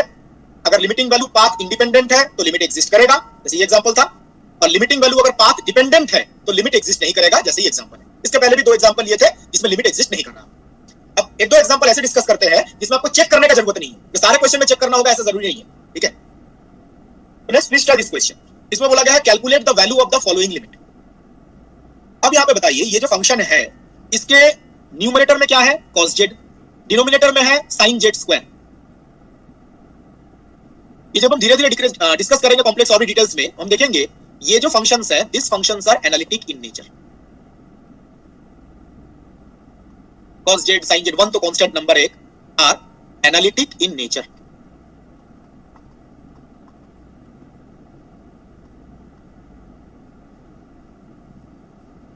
ये जो है ये एनालिटिक नेचर का है, ठीक है? इसके लिए लिमिट एग्जिस्ट करेगा ही, चेक करने का कोई जरूरत नहीं है, डायरेक्ट हम वैल्यू कैलकुलेट करेंगे, इसमें कोई पाथ रिप्लेस करके चेक करने का कोई रिक्वायरमेंट नहीं, because cos z, sin z, exponential z, और भी जब हम प्रॉब्लम डिस्कस करेंगे ना खुद ही आपको आइडिया लग जाएगा, ठीक है? इनके लिए जैसे हम क्या कर रहे थे, पाथ चूज कर रहे थे, फिर उसको रिप्लेस कर रहे थे, फिर चेक कर रहे थे, इन फंक्शंस के लिए ये सारा चेक करने का कोई जरूरत नहीं, सिर्फ 3 फंक्शन के लिए चेक करेंगे जो मैंने पीछे बताया था। ये इसी फंक्शन में अगर ऐसे टर्म्स प्रेजेंट होते हैं तो उसके लिए लिमिट एग्जिस्ट करता है कि नहीं करता है वो चेक करना जरूरी है, because this functions are not analytic in nature. ठीक है, ये रहा, अब चेक करना पड़ेगा ओनली जेड रहा। इस फंक्शन में अगर ओनली जेड, कोई जरूरत नहीं, जेड या जेड का कोई पावर सो इसका आंसर 0 है क्या? नहीं, इसका आंसर है 1/2 है। अगर सिर्फ जेड रहता है तब भी चेक करने की जरूरत नहीं, जेड या जेड का कोई पावर, वो भी एनालिटिक होंगे। ओके, जो मैंने वो 4 लिखे थे ना, उस टाइप का टर्म दिखे तो चेक करना जरूरी है। तो देखिए इसका जो कैलकुलेशन है ना, ये स्कूल लेवल में जैसे आप रियल फंक्शन का लिमिट कैलकुलेट, 1/2 आंसर, जैसे आप रियल फंक्शन का लिमिट कैलकुलेट करते थे वो सेम टाइप का टेक्निक होगा, इसमें एक्स वाई में चेंज करने की भी जरूरत नहीं। Limit z tends to 0 1 minus cos z upon sin of z square. Now z tends to 0 पे आप चेक करो, ये 0/0 फॉर्म नहीं है, न्यूमरेटर भी 0 है, डिनोमिनेटर में भी 0 है। जब 0/0 फॉर्म आता है तो हम क्या रूल अप्लाई करते हैं? L'Hospital's rule. तो एल हॉस्पिटल्स रूल है limit z tends to z0, जरूरी है सिर्फ 0 के लिए हो, हम z0 की तरफ अप्रोच कर रहे हैं और सपोज फंक्शन इस फॉर्मेट का है 5z upon g of z। और एल हॉस्पिटल्स रूल में क्या 0/0 है या और किसी के लिए ट्रू होता है? इन्फिनिटी बाय इन्फिनिटी के लिए 0/0 फॉर्म आए और इन्फिनिटी बाय इन्फिनिटी, दोनों के लिए आप एल हॉस्पिटल्स रूल अप्लाई कर सकते हैं। अगर ये फॉर्म आ जाए 0/0 या infinity by infinity, this is equal to limit z tends to 0, जो न्यूमरेटर है उसका डेरिवेटिव 5-z डिवाइडेड बाय जो डिनोमिनेटर है उसका derivative g-z। This is L'Hospital's rule. जब तक 0/0 और इन्फिनिटी बाय इन्फिनिटी फॉर्मेट आता रहेगा तब तक आप एल हॉस्पिटल्स रूल अप्लाई कर सकते हैं, एक बार, दो बार, तीन बार, कितनी बार भी। ऐसा नहीं एल हॉस्पिटल एक ही बार अप्लाई करना पड़ेगा, ठीक है। 0/0 और इन्फिनिटी बाय इन्फिनिटी ये फॉर्मेट जितनी बार आता रहेगा उतनी बार आप एल हॉस्पिटल्स रूल अप्लाई कर सकते हैं। बेसिकली ये न्यूमरेटर का डेरिवेटिव डिवाइडेड बाय डिनोमिनेटर का डेरिवेटिव, ठीक है। तो यहां पर इसने बोला है sin z cos z का एक्सपेंशन कर सकते हैं। एक्सपेंशन करेंगे ना, कैलकुलेशन ज्यादा लेंथी होगा, उससे ज्यादा ही आसान तरीका है। एक्सपेंशन कर सकते हैं बट उसमें कैलकुलेशन ज्यादा लेंथी होगा। देखिए 0/0 फॉर्म आया तो एल हॉस्पिटल्स रूल, न्यूमरेटर का डेरिवेटिव 1 का डेरिवेटिव 0 माइनस cos z का डेरिवेटिव माइनस sin z, फिर sin z square, sin z derivative cos z square into z square का डेरिवेटिव। ये बेसिकली देखिए क्या आ गया, limit z tends to 0 1/2 cos z square. इसमें फिर से एल हॉस्पिटल लगा सकते हैं, ये फिर से 0/0 फॉर्मेट बनेगा, बट जरूरी नहीं है। बस इस लिमिटिंग वैल्यू, ये लिमिटिंग वैल्यू आपको पता है, आप स्कूल लेवल में पढ़ते हैं। z टेंड्स टू 0 पे ये पहला टर्म क्या बन जाएगा? 1/2 और z टेंड्स टू 0 पे sin z by z कितना होता है? 1। ये तो स्कूल लेवल में पढ़ते हैं। जो sin z by z है उसका limiting value z tends to 0 पे 1 आता है, तो इसका 1, इसका 1/2, तो दोनों का प्रोडक्ट करेंगे तो आंसर आएगा 1/2 इज द लिमिटिंग वैल्यू। ये कैलकुलेट करना, या फिर से अप्लाई कर सकते हैं, बिकॉज़ ये जो है ना फिर से हॉस्पिटल में अप्लाई कर सकते हैं, बिकॉज़ ये 0/0 फॉर्म आएगा, बट फाइनली आंसर 1/2 ही आएगा। हमने फिर से हॉस्पिटल क्यों नहीं अप्लाई किया? Because sin z by z का लिमिटिंग वैल्यू हमें पता है, ये हम स्कूल लेवल में पढ़ते हैं, इसका लिमिटिंग वैल्यू 1 होता है, ठीक है। तो अननेसेसरीली और एक स्टेप कैलकुलेट करने का कोई मतलब नहीं बनता है। इस स्टेप पे डाउट है एनीवन? मैं आगे प्रोसीड कर रहा हूं।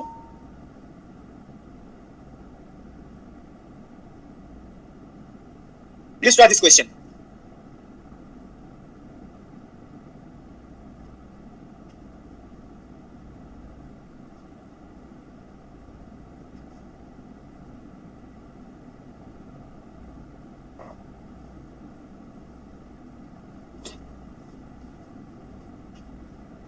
यहां पे भी इस फंक्शन का लिमिटिंग वैल्यू पूछा गया है, और देखिए यहां पे किस पॉइंट की तरफ अप्रोच कर रहे हैं, z tends to infinity. First thing, इसमें क्या चेक करने का जरूरत है? नो। बिकॉज़ आप बेसिकली देखिए इस फंक्शन के अंदर अगर न्यूमरेटर और डिनोमिनेटर चेक करें तो z के पॉजिटिव इंटीजर पावर्स होंगे। जो न्यूमरेटर है उसमें भी z के पॉजिटिव इंटीजर पावर्स है, जो डिनोमिनेटर है उसमें भी z के पॉजिटिव इंटीजर पावर्स हैं, और ये एनालिटिक नेचर के होते हैं, तो इनके लिए भी चेक करने का जरूरत नहीं है, डायरेक्ट कैलकुलेशन करें। कोई पाथ चूज करना है, सब जरूरत नहीं कुछ। z to the power n, n का वैल्यू कोई भी पॉजिटिव इंटीजर हो सकता है, और एनालिटिक इन नेचर, इनके लिए भी चेक करने का कोई रिक्वायरमेंट नहीं है। 1/2 राइट, 1/2 आंसर है। यहां पे हम इंफिनिटी की तरफ अप्रोच कर रहे हैं, तो z when z approaches infinity, इस टाइप का लिमिटिंग वैल्यू कैलकुलेट करने के एक पर्टिकुलर तरीका होता है जब इंफिनिटी की तरफ अप्रोच करते हैं। रियल फंक्शन के लिए भी सेम टेक्निक यूज करते हैं। क्या किया जाता है? यहां पर न्यूमरेटर और डिनोमिनेटर में जो z का हाईएस्ट पावर है उसको हम कॉमन लेते हैं। न्यूमरेटर और डिनोमिनेटर में z का जो हाईएस्ट पावर है उसको कॉमन लिया जाता है। एक हाईएस्ट पावर ऑफ z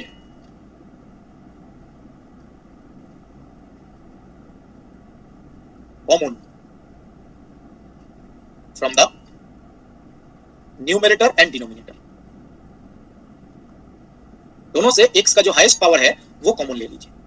या आप इसका मतलब एक ही भी है, कुछ भी देखेंगे कुछ बुक्स ऐसे क्या रहता है, यहाँ पे मतलब हाईएस्ट पावर जो है z का उसको कॉमन ले लीजिए, या ऐसा भी कर सकते हैं जो हाईएस्ट पावर ऑफ z है उसे ऊपर नीचे डिवाइड भी कर सकते हैं, एक ही बात है।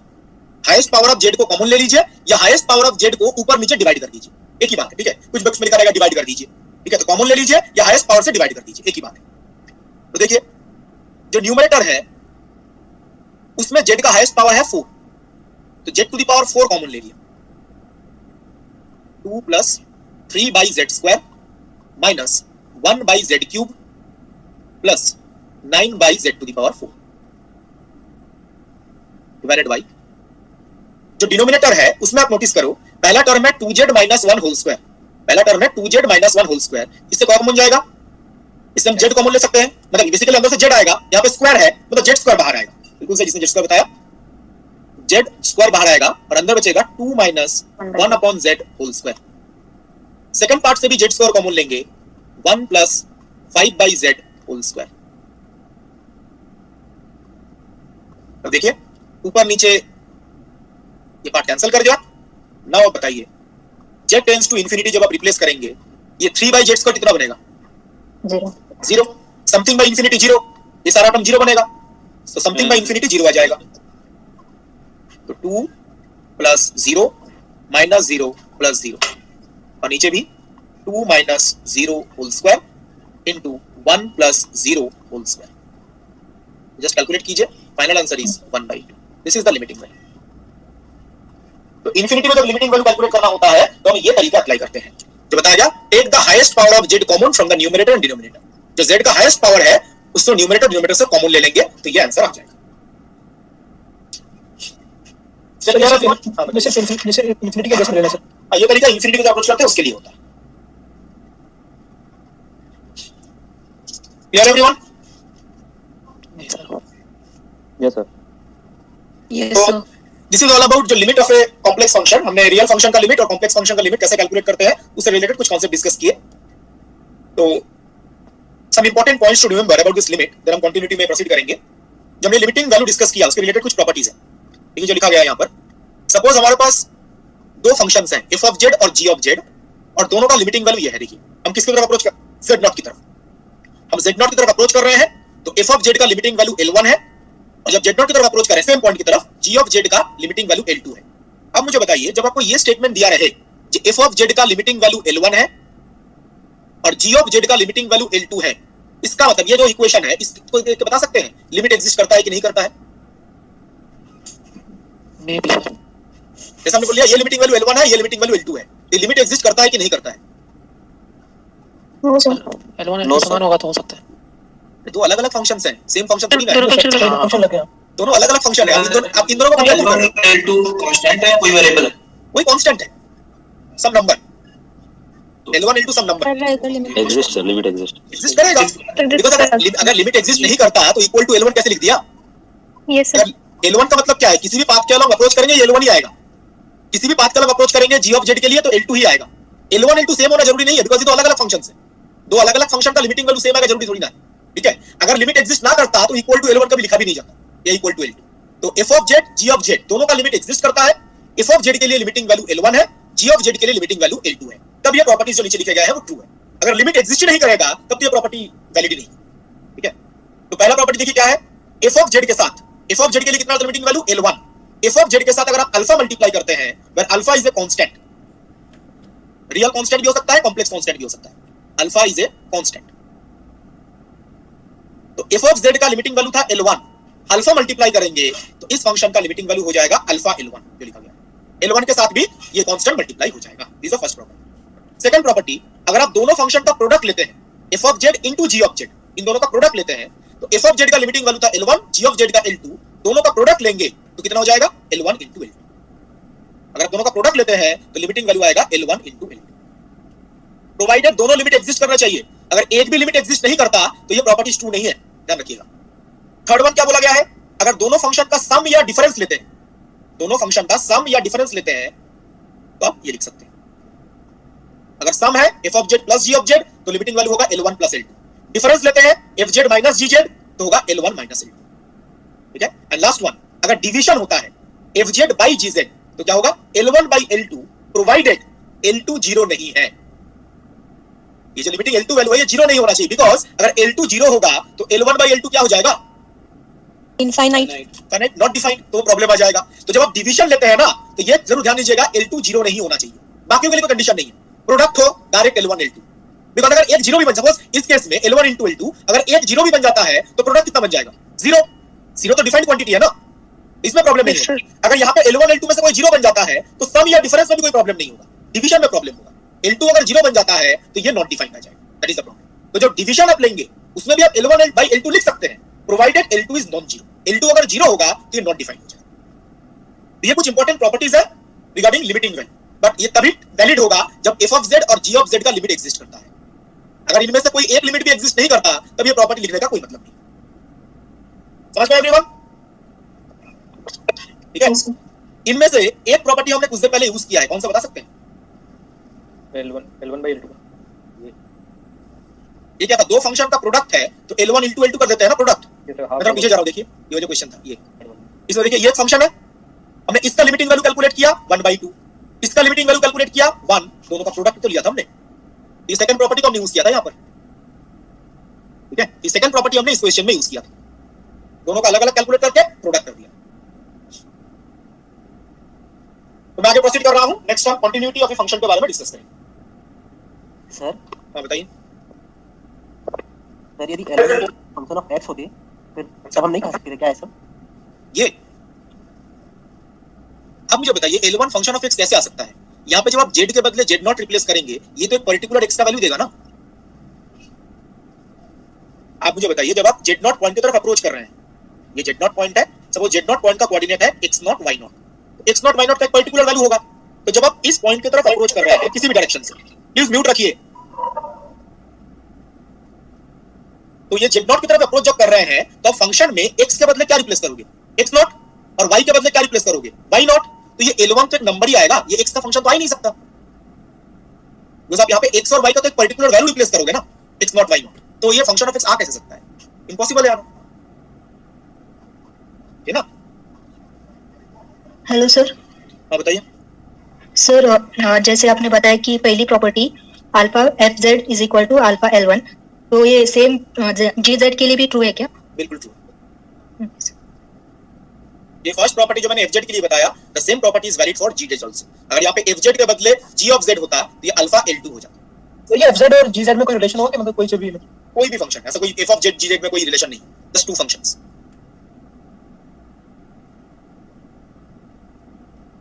तो नेक्स्ट कंटिन्यूटी, पहले हम रियल फंक्शन का कंटिन्यूटी कैसे चेक करते हैं वो डिस्कस करेंगे, फिर कॉम्प्लेक्स फंक्शन के लिए उसी चीज को कैसे यूज किया जाता है।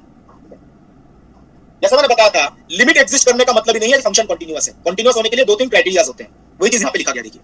For a real function fx, fx एक रियल फंक्शन है, x रियल वेरिएबल है, function is said to be continuous at x equal to x। Please mute रखिए।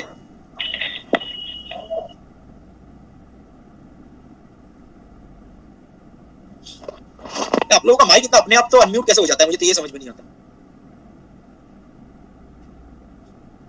f ऑफ x जो है वो x इक्वल टू x0 पे कंटीन्यूअस होगा अगर इन तीन क्राइटेरियाज को सेटिस्फाई करता है। First criteria, function is defined at x equal to x0। जहां पे हम कंटिन्यूटी चेक कर रहे हैं उस पे फंक्शन डिफाइंड होना चाहिए। अगर फंक्शन किसी पॉइंट पे नॉट डिफाइंड है तो वहां पे कंटीन्यूअस तो होगा ही नहीं। कंटीन्यूअस होने के लिए पहला कंडीशन है फंक्शन उस पॉइंट पे डिफाइंड होना चाहिए, ठीक है।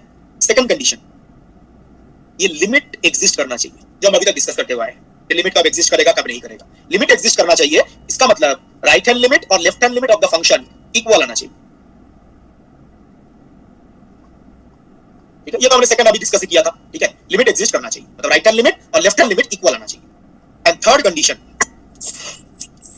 ये लेफ्ट हैंड साइड में क्या है, this is the limiting value.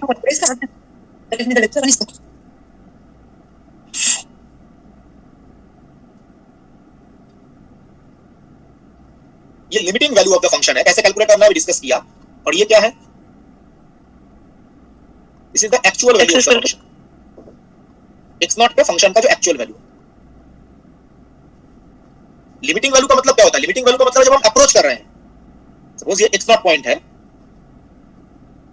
जब हम x0 पॉइंट की तरफ अप्रोच कर रहे हैं तब जो वैल्यू आएगा उसको हम क्या बोलते हैं, जब अप्रोच कर रहे हैं लिमिटिंग वैल्यू। बिल्कुल, जब हम x0 पॉइंट की तरफ अप्रोच करते हैं लेफ्ट से या राइट से, अगर सेम आ गया तभी लिमिट एग्जिस्ट करेगा, तब उसको हम बोलते हैं लिमिटिंग वैल्यू। और एक्चुअल वैल्यू का मतलब है इस पॉइंट पे फंक्शन का जो वैल्यू है, दैट इज एक्चुअल वैल्यू। तो जब हम x0 की तरफ अप्रोच करेंगे तब जो वैल्यू आएगा वो लिमिटिंग वैल्यू, और x0 पे जो वैल्यू है वो क्या है, एक्चुअल वैल्यू। ठीक है, तो लिमिटिंग वैल्यू और एग्जैक्ट वैल्यू अगर सेम आता है, ये थर्ड क्राइटेरिया है, तो ये तीनों क्राइटेरिया अगर सेटिस्फाई करे तब हम बोलेंगे function x equal to x0 पे कॉन्टिन्यूअस है। फर्स्ट कंडीशन, फंक्शन डिफाइंड होना चाहिए उस पॉइंट पे जहां पे हम चेक कर रहे हैं continuity. Second condition, limit exist करना चाहिए, मतलब लिमिटिंग वैल्यू पाथ इंडिपेंडेंट होना चाहिए। ये जो सेकंड क्राइटेरिया है इसका मतलब बेसिकली है लिमिटिंग वैल्यू पाथ इंडिपेंडेंट होना चाहिए, शुड बी पाथ इंडिपेंडेंट। मतलब जो पिछले स्लाइड में L1 L2 बता रहे थे ना, वो भी पाथ इंडिपेंडेंट है। L1 L2 जो बताया गया था वो पाथ इंडिपेंडेंट है, limiting value should be path independent. और थर्ड क्राइटेरिया है फंक्शन का लिमिटिंग वैल्यू और फंक्शन का एक्चुअल वैल्यू इक्वल होना चाहिए। फंक्शन का लिमिटिंग वैल्यू और फंक्शन का एक्चुअल वैल्यू इक्वल होना चाहिए। तीनों को सेटिस्फाई करेगा तो function x equal to x0 पे कॉन्टिन्यूअस। किसी एक को भी अगर सेटिस्फाई नहीं करता इन तीनों में से तो डिसकंटीन्यूअस। इसलिए मैं बोल रहा था जब सिर्फ अगर लिमिट एग्जिस्ट करता है तो उसको हम कॉन्टिन्यूअस नहीं बोल सकते। लिमिट एग्जिस्ट करता है अच्छी बात है, बाकी दो क्राइटेरिया भी सेटिस्फाई करने चाहिए, फर्स्ट एंड थर्ड, तब कॉन्टिन्यूअस होगा। तो एक एग्जांपल डिस्कस करते हैं इसके ऊपर। Please try this question. ये कंटिन्यूटी वाला जो पार्ट है ना, बेसिकली लिमिटिंग वैल्यू जो है उसी पे डिपेंडेंट है, जो हमने लिमिट वाला पार्ट डिस्कस किया। क्वेश्चन में एक फंक्शन दिया गया है और पूछा गया check the function, following function is continuous at x equal to 0 और not. Function x equal to 0 पे कंटिन्यूअस है या कंटिन्यूअस नहीं है, ये पूछा गया है। ठीक है, तो वन बाय वन चेक करते हैं। फर्स्ट क्राइटेरिया, फंक्शन क्या x इक्वल टू 0 पे डिफाइंड है? Yes sir, yes sir. कितना वैल्यू है? 0 0। तो क्वेश्चन में लिखा क्या है, x इक्वल टू 0 पे फंक्शन का वैल्यू 0 है, तो function is defined at x equal to 0। 0 is a defined point value. Second criteria, limit exist करना चाहिए। लिमिट एग्जिस्ट करने का मतलब राइट हैंड लिमिट और लेफ्ट हैंड लिमिट का वैल्यू इक्वल आना चाहिए। ठीक है, अब मुझे बताइए राइट हैंड लिमिट और लेफ्ट हैंड लिमिट कैलकुलेट करने के लिए हम कौन सा फंक्शन यूज करेंगे? x equal to first function. आप यहाँ पे नोटिस करो, x नॉट इक्वल टू 0 का मतलब है x ग्रेटर देन 0 भी हो सकता है, x लेस देन 0 भी हो सकता है। एक्चुअल वैल्यू नहीं है, बट ये एक्चुअल वैल्यू नहीं, ये लिमिटिंग वैल्यू को रिप्रेजेंट करेगा basically. Normally x greater then 0 ये हम किसके लिए यूज करते हैं? Right hand limit, left hand limit? Right hand limit. Right hand limit. और x लेस देन 0 वाला जो पार्ट है वो हम लेफ्ट हैंड लिमिट के लिए यूज करते हैं। इस केस में राइट हैंड लिमिट हो या लेफ्ट हैंड लिमिट हो, सेम फंक्शन यूज करना है, because x greater then 0, x less than 0 दोनों का मतलब ये x नॉट इक्वल टू 0 और x नॉट इक्वल टू 0 के लिए ये फंक्शन गिवन है, तो ये फंक्शन हम यूज करेंगे लिमिटिंग वैल्यू कैलकुलेट करने के लिए। तो लिमिट x टेंड्स टू 0, 0 की तरफ अप्रोच करेंगे बिकॉज़ 0 पे चेक करना है हमें। log 1 plus x upon x, क्या फॉर्मेट आ रहा है? 0/0 फॉर्म। क्या यूज करेंगे? L hospital. बिल्कुल सही, एल हॉस्पिटल्स रूल। तो बताइए एल हॉस्पिटल रूल के अकॉर्डिंग क्या आ रहा है आंसर? 1 आ रहा है सर। 1 तो लिमिट एग्जिस्ट कर रहा है और लिमिटिंग वैल्यू कितना है? 1। Just L hospitals rule apply कीजिए, मैंने कुछ देर पहले क्वेश्चन में डिस्कस किया था।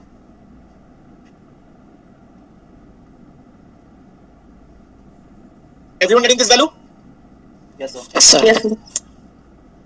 Now थर्ड क्राइटेरिया क्या था? लिमिटिंग वैल्यू और एक्चुअल वैल्यू सेम होना चाहिए।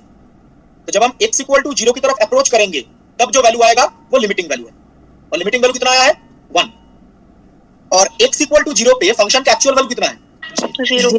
0 है सर। 0 है, तो इक्वल तो नहीं है ना। लिमिटिंग वैल्यू 1 आया बट एक्चुअल वैल्यू कितना है फंक्शन का? 0। तो फंक्शन कंटीन्यूअस होगा डिसकंटीन्यूअस? डिसकंटीन्यूअस। इस केस में आप चेक करो, लिमिट एग्जिस्ट कर रहा है लेकिन फंक्शन कंटीन्यूअस नहीं है, बिकॉज लिमिटिंग वैल्यू और एक्चुअल वैल्यू डिफरेंट है। तीनों क्राइटेरिया सेटिस्फाई करना चाहिए, एक को भी अगर सेटिस्फाई नहीं करता तो डिसकंटीन्यूअस। तो f of x third question करें दोबारा. is discontinuous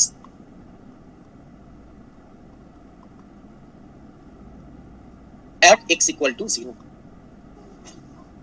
sir 10 minute. जो थर्ड वाला पॉइंट मैंने बताया, लिमिटिंग वैल्यू और एक्चुअल वैल्यू सेम होना चाहिए. लिमिटिंग वैल्यू अभी हमने कैलकुलेट किया कितना 1 आया, और x इक्वल टू 0 पे फंक्शन का एक्चुअल वैल्यू कितना है. देखिए x इक्वल टू 0 पे फंक्शन का वैल्यू कितना है 0. ये तो एक्चुअल वैल्यू है. तो एक्चुअल वैल्यू 0 है, लिमिटिंग वैल्यू 1 आया, तो दोनों इक्वल नहीं है. मतलब थर्ड जो क्राइटेरिया है वो सेटिस्फाई नहीं कर रहा है, तो फंक्शन डिसकंटीन्यूअस है. इसका लिमिट तो एग्जिस्ट करता है बट फंक्शन डिसकंटीन्यूअस है. और अगर डिसकंटीन्यूअस है तो डिफरेंशिएबल होगा नॉट डिफरेंशिएबल होगा. Not differential.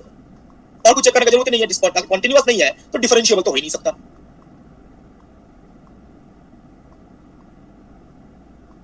मैं सबसे रिक्वेस्ट करूंगा, स्कूल लेवल में जो अपने कैलकुलस के स्टार्टिंग में ये सारी चीजें रहती हैं, वहां पे रियल फंक्शन के लिए होता है. हम तो यहाँ पे कॉम्प्लेक्स के लिए डिस्कस कर रहे हैं. रियल फंक्शन का जो लिमिट, कंटिन्यूटी और डिफरेंशिएबिलिटी वाला पार्ट था वो एक बार रिवाइज कीजिएगा. वो आपको कॉम्प्लेक्स एनालिसिस में समझने में हेल्प करेगा चीजें. एक बार रिवाइज कीजिए स्कूल लेवल में. ठीक है, मैं कुछ डॉक्यूमेंट है उसमें एनसीईआरटी बुक का है, वो लिमिट, कंटिन्यूटी, डिफरेंशिएबिलिटी का, वो मैं ग्रुप में शेयर कर दूंगा. ठीक है, तो एक बार रिवाइज कर लीजिएगा. Okay sir. तो मैं आगे प्रोसीड कर रहा हूं. क्लियर है क्वेश्चन? ये और कोई क्वेश्चन था इसमें? कोई पूछ रहा था?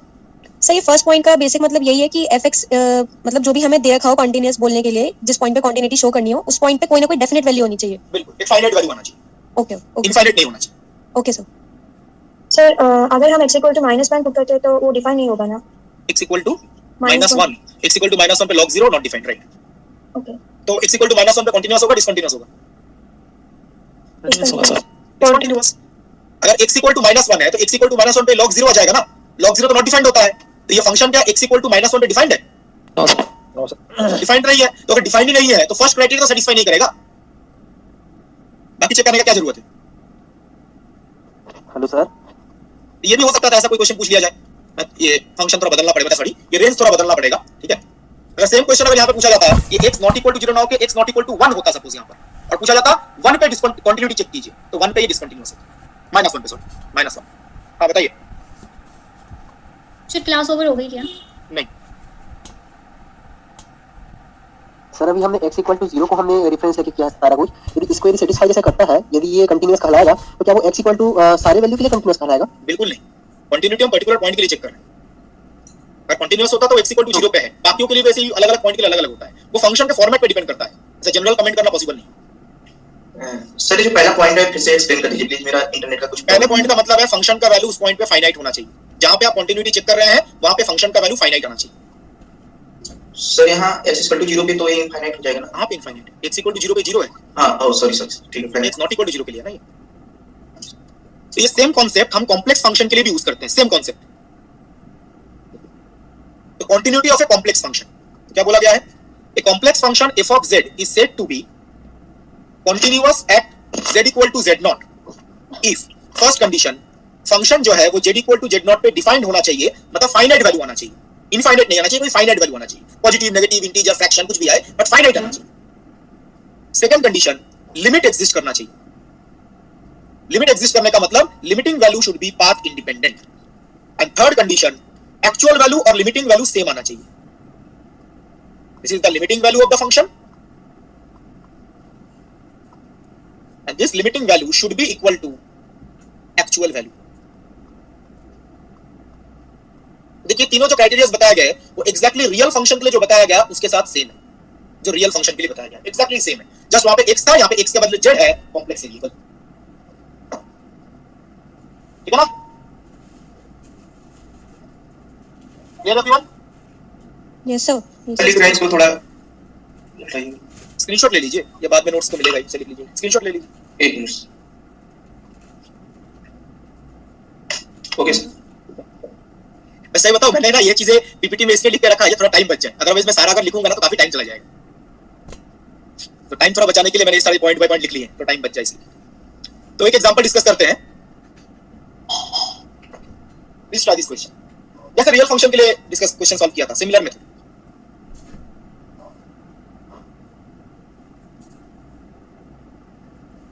Check whether the following function is continuous at z equal to 0 or not. z equal to 0 पे कंटिन्यूटी चेक करना है, एक कॉम्प्लेक्स फंक्शन. तो फर्स्ट क्राइटेरिया, फंक्शन डिफाइंड होना चाहिए z equal to 0 पे, मतलब फाइनाइट वैल्यू आना चाहिए. फंक्शन का वैल्यू फाइनाइट है इनफाइनाइट है? z equal to 0 पे फाइनाइट. कितना वैल्यू है? 1/6। z इक्वल टू 0 पे फंक्शन का वैल्यू 1/6 है जो एक फाइनाइट वैल्यू है, तो फर्स्ट क्राइटेरिया सेटिस्फाई कर रहा है। सेकंड क्राइटेरिया है लिमिट एग्जिस्ट करना चाहिए। तो कैलकुलेट द लिमिटिंग वैल्यू, इसमें भी एल'हॉस्पिटल्स रूल यूज होगा, 0/0 फॉर्म आएगा। 1/6। Everyone please do the calculation. 0/0 है, apply एल'हॉस्पिटल्स rule.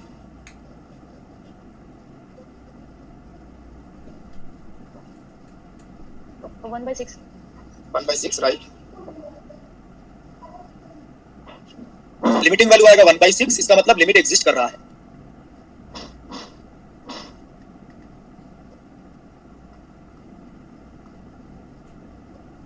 And third criteria, limiting value और एक्चुअल वैल्यू सेम होना चाहिए। इस केस में लिमिटिंग वैल्यू कितना है 1/6 और एक्चुअल वैल्यू कितना है 1/6, दोनों इक्वल है। तो तीनों क्राइटेरिया सेटिस्फाई कर रहा है, तो फंक्शन इज कंटीन्यूअस, राइट। तो function is continuous at z equal to 0। Continuous. तो जैसे हमने रियल फंक्शन के लिए चेक किया था, सिमिलर कॉन्सेप्ट यूज करके आप कॉम्प्लेक्स फंक्शन के लिए भी चेक कर सकते हैं। सर इसमें 2 बार एल'हॉस्पिटल रूल लगेगा ना लिमिट निकालने के लिए? हाँ बिल्कुल, दो बार use करना। ठीक है सर। पहले स्टेप में भी 0/0, फिर से 0/0 आए। एवरीवन क्लियर क्वेश्चन है? Yes sir. तो आज का लेक्चर यहीं पे खत्म करते हैं। किसी को डीपीपी शीट में डाउट है, जो कॉम्प्लेक्स का डीपीपी शीट है, तो पूछ सकता है, या कोई भी डाउट है लेक्चर के रिगार्डिंग। अरे डीपीपी सीट कहां पे? Question number 2। हाँ डीपीपी शीट मोबाइल ऐप में भी अवेलेबल है और मैंने ग्रुप में भी शेयर किया है। ओके सर, तो कैसे चेक करूंगा? हेलो हाँ बताइए। सर, क्वेश्चन नंबर 2 की लिंक शेयर कर दीजिए एक बार। सर टेलीग्राम ग्रुप है? हाँ टेलीग्राम ग्रुप है। क्वेश्चन नंबर जो sir question number 2 DPP sheet. मैंने कहा ग्रुप पे किसी ने सॉल्यूशन शेयर किया था क्वेश्चन नंबर 2 का, आई थिंक। Yes sir. मैं एक्सप्लेन कर देता हूं because DPP sheet 5 question number 2। Question में बोला गया है there are 3 complex numbers z1 z2 and origin form an equilateral triangle. Equilateral triangle का मतलब होता है all sides are equal and all angles are also equal. सारे साइड्स इक्वल होंगे और एंगल भी इक्वल होगा, और एंगल कितना होता है 60 डिग्री इक्विलैटरल ट्रायंगल के लिए। तो यहाँ पे 3 कॉम्प्लेक्स नंबर्स हैं, origin z1 z2, और उन तीनों को कनेक्ट करेंगे तो इक्विलैटरल ट्रायंगल फॉर्म होगा। This is origin O, suppose this is z1 and this is z2। तो 3 कॉम्प्लेक्स नंबर्स हैं, तीनों को 3 पॉइंट से रिप्रेजेंट कर रहे हैं। इन तीनों को अगर आप कनेक्ट करते हैं तो ऑब्वियसली एक ट्रायंगल बनेगा, ठीक है। और ये क्या फॉर्म कर रहा है इक्विलैटरल ट्रायंगल। तो आप मुझे बताइए अगर इक्विलैटरल ट्रायंगल है तो ऑल एंगल्स आर 60 डिग्री, मतलब ये जो एंगल है ये एंगल भी कितना होगा 60 डिग्री तो होगा, π/3, ठीक है। तो अब मुझे बताइए जो कॉम्प्लेक्स नंबर है z1, इसको अगर हम एज्यूम करें r1 e to the power iota θ1, r1 modulus है, r2 आर्गुमेंट, सॉरी θ1 आर्गुमेंट, और z2 को एज्यूम करते हैं r2 e to the power iota θ2। Diagram देखकर बता सकते हैं r1 r2 में क्या रिलेशन होगा? इक्वल होगा सर। इक्वल होगा ना, बिकॉज़ z1 के कॉरिस्पॉन्डिंग रेडियस वेक्टर ये है और z2 का कॉरिस्पॉन्डिंग रेडियस वेक्टर ये है। रेडियस वेक्टर का जो लेंथ होता है वही तो मॉड्यूलस होता है ना। तो z1 के कॉरिस्पॉन्डिंग रेडियस वेक्टर का जो लेंथ है r1 और z2 का कॉरिस्पॉन्डिंग रेडियस वेक्टर जो लेंथ है वो है r2। सिंस ये इक्विलैटरल ट्रायंगल है तो r1 और r2 क्या होगा, इक्वल ही तो होगा।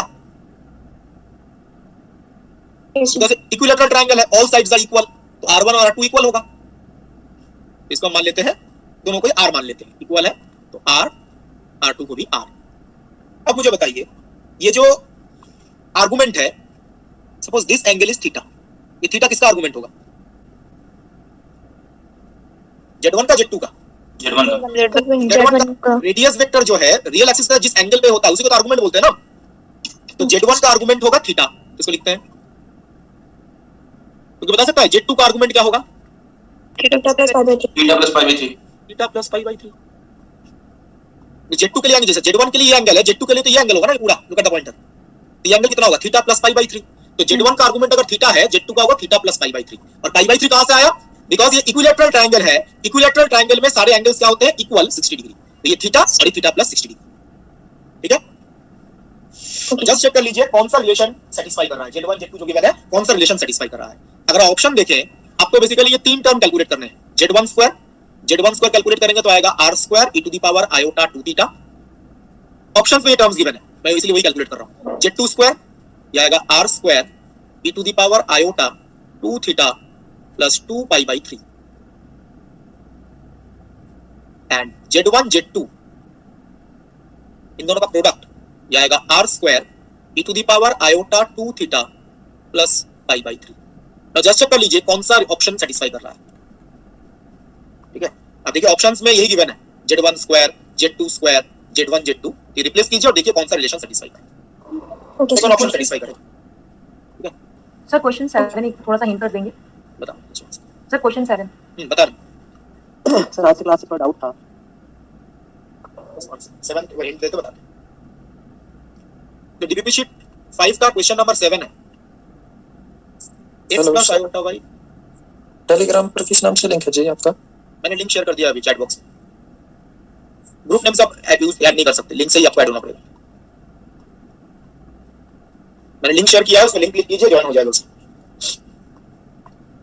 x plus iota y equal to this whole to the power 100। तो x और y है जो बेसिकली कैलकुलेट करना है। अब मुझे एक चीज बताइए, जो भी हमने पहले 2 क्लास डिस्कस किया है, ऐसा कोई टर्म है जहां पे ये आया था स्टेप का term iota root 3 minus 1? Yes sir, इसमें आता चलो न्यूमेरिक में जो करवाया था इसमें सही है। आयोटा रूट 3 माइनस कुछ टर्म आया था, complex cube roots of unity. Omega समझ लिया। ओमेगा क्या था? -1/2 प्लस आयोटा रूट 3/2। दोनों तरफ अगर आप 2 से मल्टीप्लाई करते हैं तो 2 ओमेगा इक्वल टू आ जाएगा आयोटा रूट 3 माइनस 1। जो complex cube roots of unity है उसके टर्म्स में 2 ओमेगा टर्म में आ जाएगा। इसको क्या लिख सकते हो? 2 omega whole to the power 100 ये आएगा 2 to the power 100 into omega to the power 100। ना ओमेगा टू द पावर 100 को सिंपलीफाई कीजिए, ओमेगा क्यूब कितना होता है? 1। तो ओमेगा टू द पावर 99 कितना होगा? 1 ही तो होगा, 3 का मल्टीपल है ना। ओमेगा क्यूब 1 है तो जब पावर 3 का मल्टीपल होगा तब भी 1 ही होगा। Omega to the power 6, omega to the power 9, तो 99 भी 3 का मल्टीपल है। तो ये ओमेगा टू द पावर 100 के बदले क्या लिख सकते हैं? Omega omega omega to the power 99 तो 1 बन गया ना। नाउ यहां पे जस्ट आप ओमेगा का एक्सप्रेशन रिप्लेस करो, वहां से आपको x पता चल जाएगा। Okay sir, thank you sir. Hello sir. हां बताइए। सर आपने आज कहा कि जेड एस्ट्रिक्स और रियल जेड, इमेजिनरी जेड, ये सब जो है इन सब ये सब सर एनालिटिक नहीं है, तो इस कारण से हमको एसेंशियल इनको चेक करना लिमिटिंग केस के लिए। तो सर क्या इसके अलावा सारे फंक्शंस जो है वो एनालिटिक होते हैं, ऐसा भी कह सकते हैं क्या? देखिए सारे फंक्शंस में जैसे मैंने बोला ना, sin z cos z ऐसे आएंगे तो बोल सकते हैं, और मैं यहां पे ऐसे बोल सकते हैं। इन प्रैक्टिस अगर एनालिटिक नहीं है तो ऐसे टर्म्स आएंगे। बाकी टाइप के देखिए, बाकी मैं नहीं बोल रहा हूं सारे फंक्शंस को बोल सकते हैं। ठीक है, ये बोलना थोड़ा गलत होगा। हां सर वही ये बोलना थोड़ा गलत होगा। मैं इस वजह से sin z cos z exponential z है, ये टाइप के फंक्शंस जो है ये एनालिटिक होते हैं। सबको एनालिटिक बोलना गलत होगा इस टाइप। मतलब अदर के लिए हमको निकालना ही चाहिए ऐसा टाइप से। देखिए ये अभी आपको डाउट इसलिए लग रहा है, अभी हम पूरा कॉम्प्लेक्स डिस्कस कर लेते हैं, फिर आपको डाउट नहीं लगेगा। ठीक है, अभी स्टार्टिंग पार्ट इसलिए लग रहा है कि बाकियों के लिए चेक करना चाहिए, पूरा कॉम्प्लेक्स डिस्कस कर लेते हैं, फिर डाउट नहीं होगा। किसके लिए चेक करना है, किसके लिए नहीं करना, आप खुद ही बता दो। ठीक है सर एक बात एक्सक्यूज मी सर। हां बताइए। सर जो बुकलेट के क्वेश्चंस है सर, उनके अगर जो भी प्रॉब्लम्स होगी तो सर वो आप बाद में डिस्कस करेंगे या फिर हम बीच में पूछ सकते हैं सर आफ्टर क्लास? जो प्रीवियस बुकलेट्स है, यस सर, जो डिफरेंशियल स्क्वायर जो और सर कॉम्प्लेक्स के क्वेश्चन है सर उसमें। ठीक है, जो टॉपिक जैसे जहां तक डिस्कस हो गया है वहां तक क्वेश्चन आप पूछ सकते हैं। जी सर, वही तो बोल रहे हैं सर। Okay sir. 14 एंड 16 मैंने क्लास में डिस्कस किया है। डीपीपी शीट 5 क्वेश्चन नंबर 16 ये मैंने क्लास में डिस्कस किया है, आई थिंक लास्ट क्लास में डिस्कस किया था। और क्वेश्चन नंबर 14 जो है उसका सॉल्यूशन अभी ग्रुप में किसी ने शेयर किया है। 11, 13, 14 देखिए, मैं जो ग्रुप में लोगों ने सॉल्यूशन शेयर किया है वो मैं बता देता हूं। 11 का सॉल्यूशन, तो कुछ लोग पूछ रहे हैं 11 का सॉल्यूशन ग्रुप में है, ग्रुप में किसी ने शेयर किया और सही सॉल्यूशन है वो। देन 13, 15 का सॉल्यूशन भी है, 13 आई थिंक नहीं है। 11 और 15 का सॉल्यूशन ग्रुप में है। ठीक है, ग्रुप में चेक कीजिए।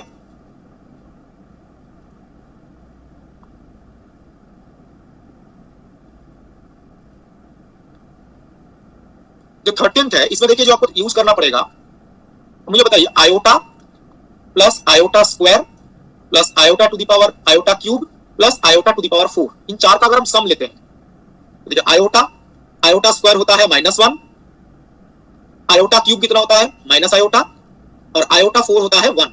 इन चारों का सम कितना होगा 0। ऐसे ही अगर आपने आयोटा टू द पावर 5 जो कंसेक्यूटिव इंटीजर्स हैं, जैसे 4 का सेट लिया, ये सम 0 आएगा। कंसेक्यूटिव पावर्स अगर आपने कंसीडर किए, 4 का सेट लेना है, जैसे हमने पहले क्या लिया 1 2 3 4, पावर की बात कर रहा हूं मैं, 1 2 3 4 सम 0, 5 6 7 8 सम 0, 9 10 11 12 से सम 0 आता रहेगा। तो अब मुझे बताइए ये जो क्वेश्चन है इसमें दिया गया है a plus iota b is equal to summation of iota to the power k, और k है 12101। तो बता सकते हैं कहां तक ये 0 आ जाएगा 4 का अगर सेट लेते हैं तो। समेशन को एक्सपेंड कीजिए और 4 कैसे सेट लीजिए 100 तक 0 आ जाएगा। 4 का सेट है तो 100 तक 0 तो बन ही जाएगा। लास्ट वाले में क्या आएगा 97 98 99 100। 4 का सेट बनाइए।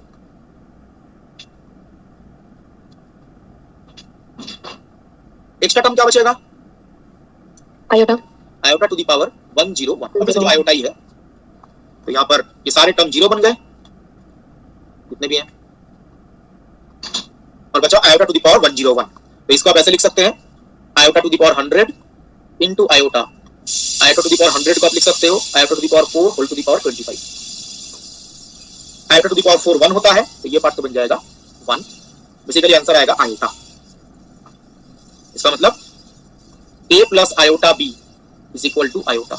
यहां से आप a और b कैलकुलेट नहीं कर सकते। Yes sir. कितना होगा a का वैल्यू कितना होगा 0 और b 1। तो real part imaginary part compare कीजिए, यही तो पूछा गया क्वेश्चन।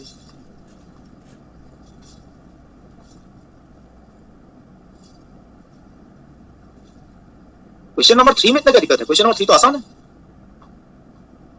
आर्गुमेंट का फॉर्मूला यूज करना है और तो कुछ है नहीं क्वेश्चन में। क्वेश्चन नंबर 3 में बोला गया है argument of z is pi by 4। Question number 6 भी ऐसा ही है जैसा क्वेश्चन नंबर 3 है। आर्गुमेंट ऑफ z का फॉर्मूला क्या है tan inverse y by x। तो यहां से y बाई x आ जाएगा tan pi by 4। tan pi by 4 कितना होता है 1। तो यहां से रिलेशन आएगा y is equal to x। तो चेक कर लीजिए कौन सा ऑप्शन करेक्ट है। ऑप्शन में क्या दिया गया है जेड स्क्वायर का रियल पार्ट इमेजिनरी पार्ट। तो जेड स्क्वायर का रियल पार्ट इमेजिनरी पार्ट आप लोगों को पता है ना। जो जेड स्क्वायर का रियल पार्ट है कितना होता है ये x square minus y square. तो y इक्वल टू अगर x है तो ये कितना हो जाएगा 0 y इक्वल टू x है ना। ऑप्शन डी करेक्ट है। क्वेश्चन नंबर 6 भी ऐसे ही होगा, उसमें भी 2 इक्वेशन आएंगे, इसको सॉल्व करके xy पता करना है। क्वेश्चन नंबर 6 का भी सॉल्यूशन आई थिंक ग्रुप में शेयर किया था किसी ने।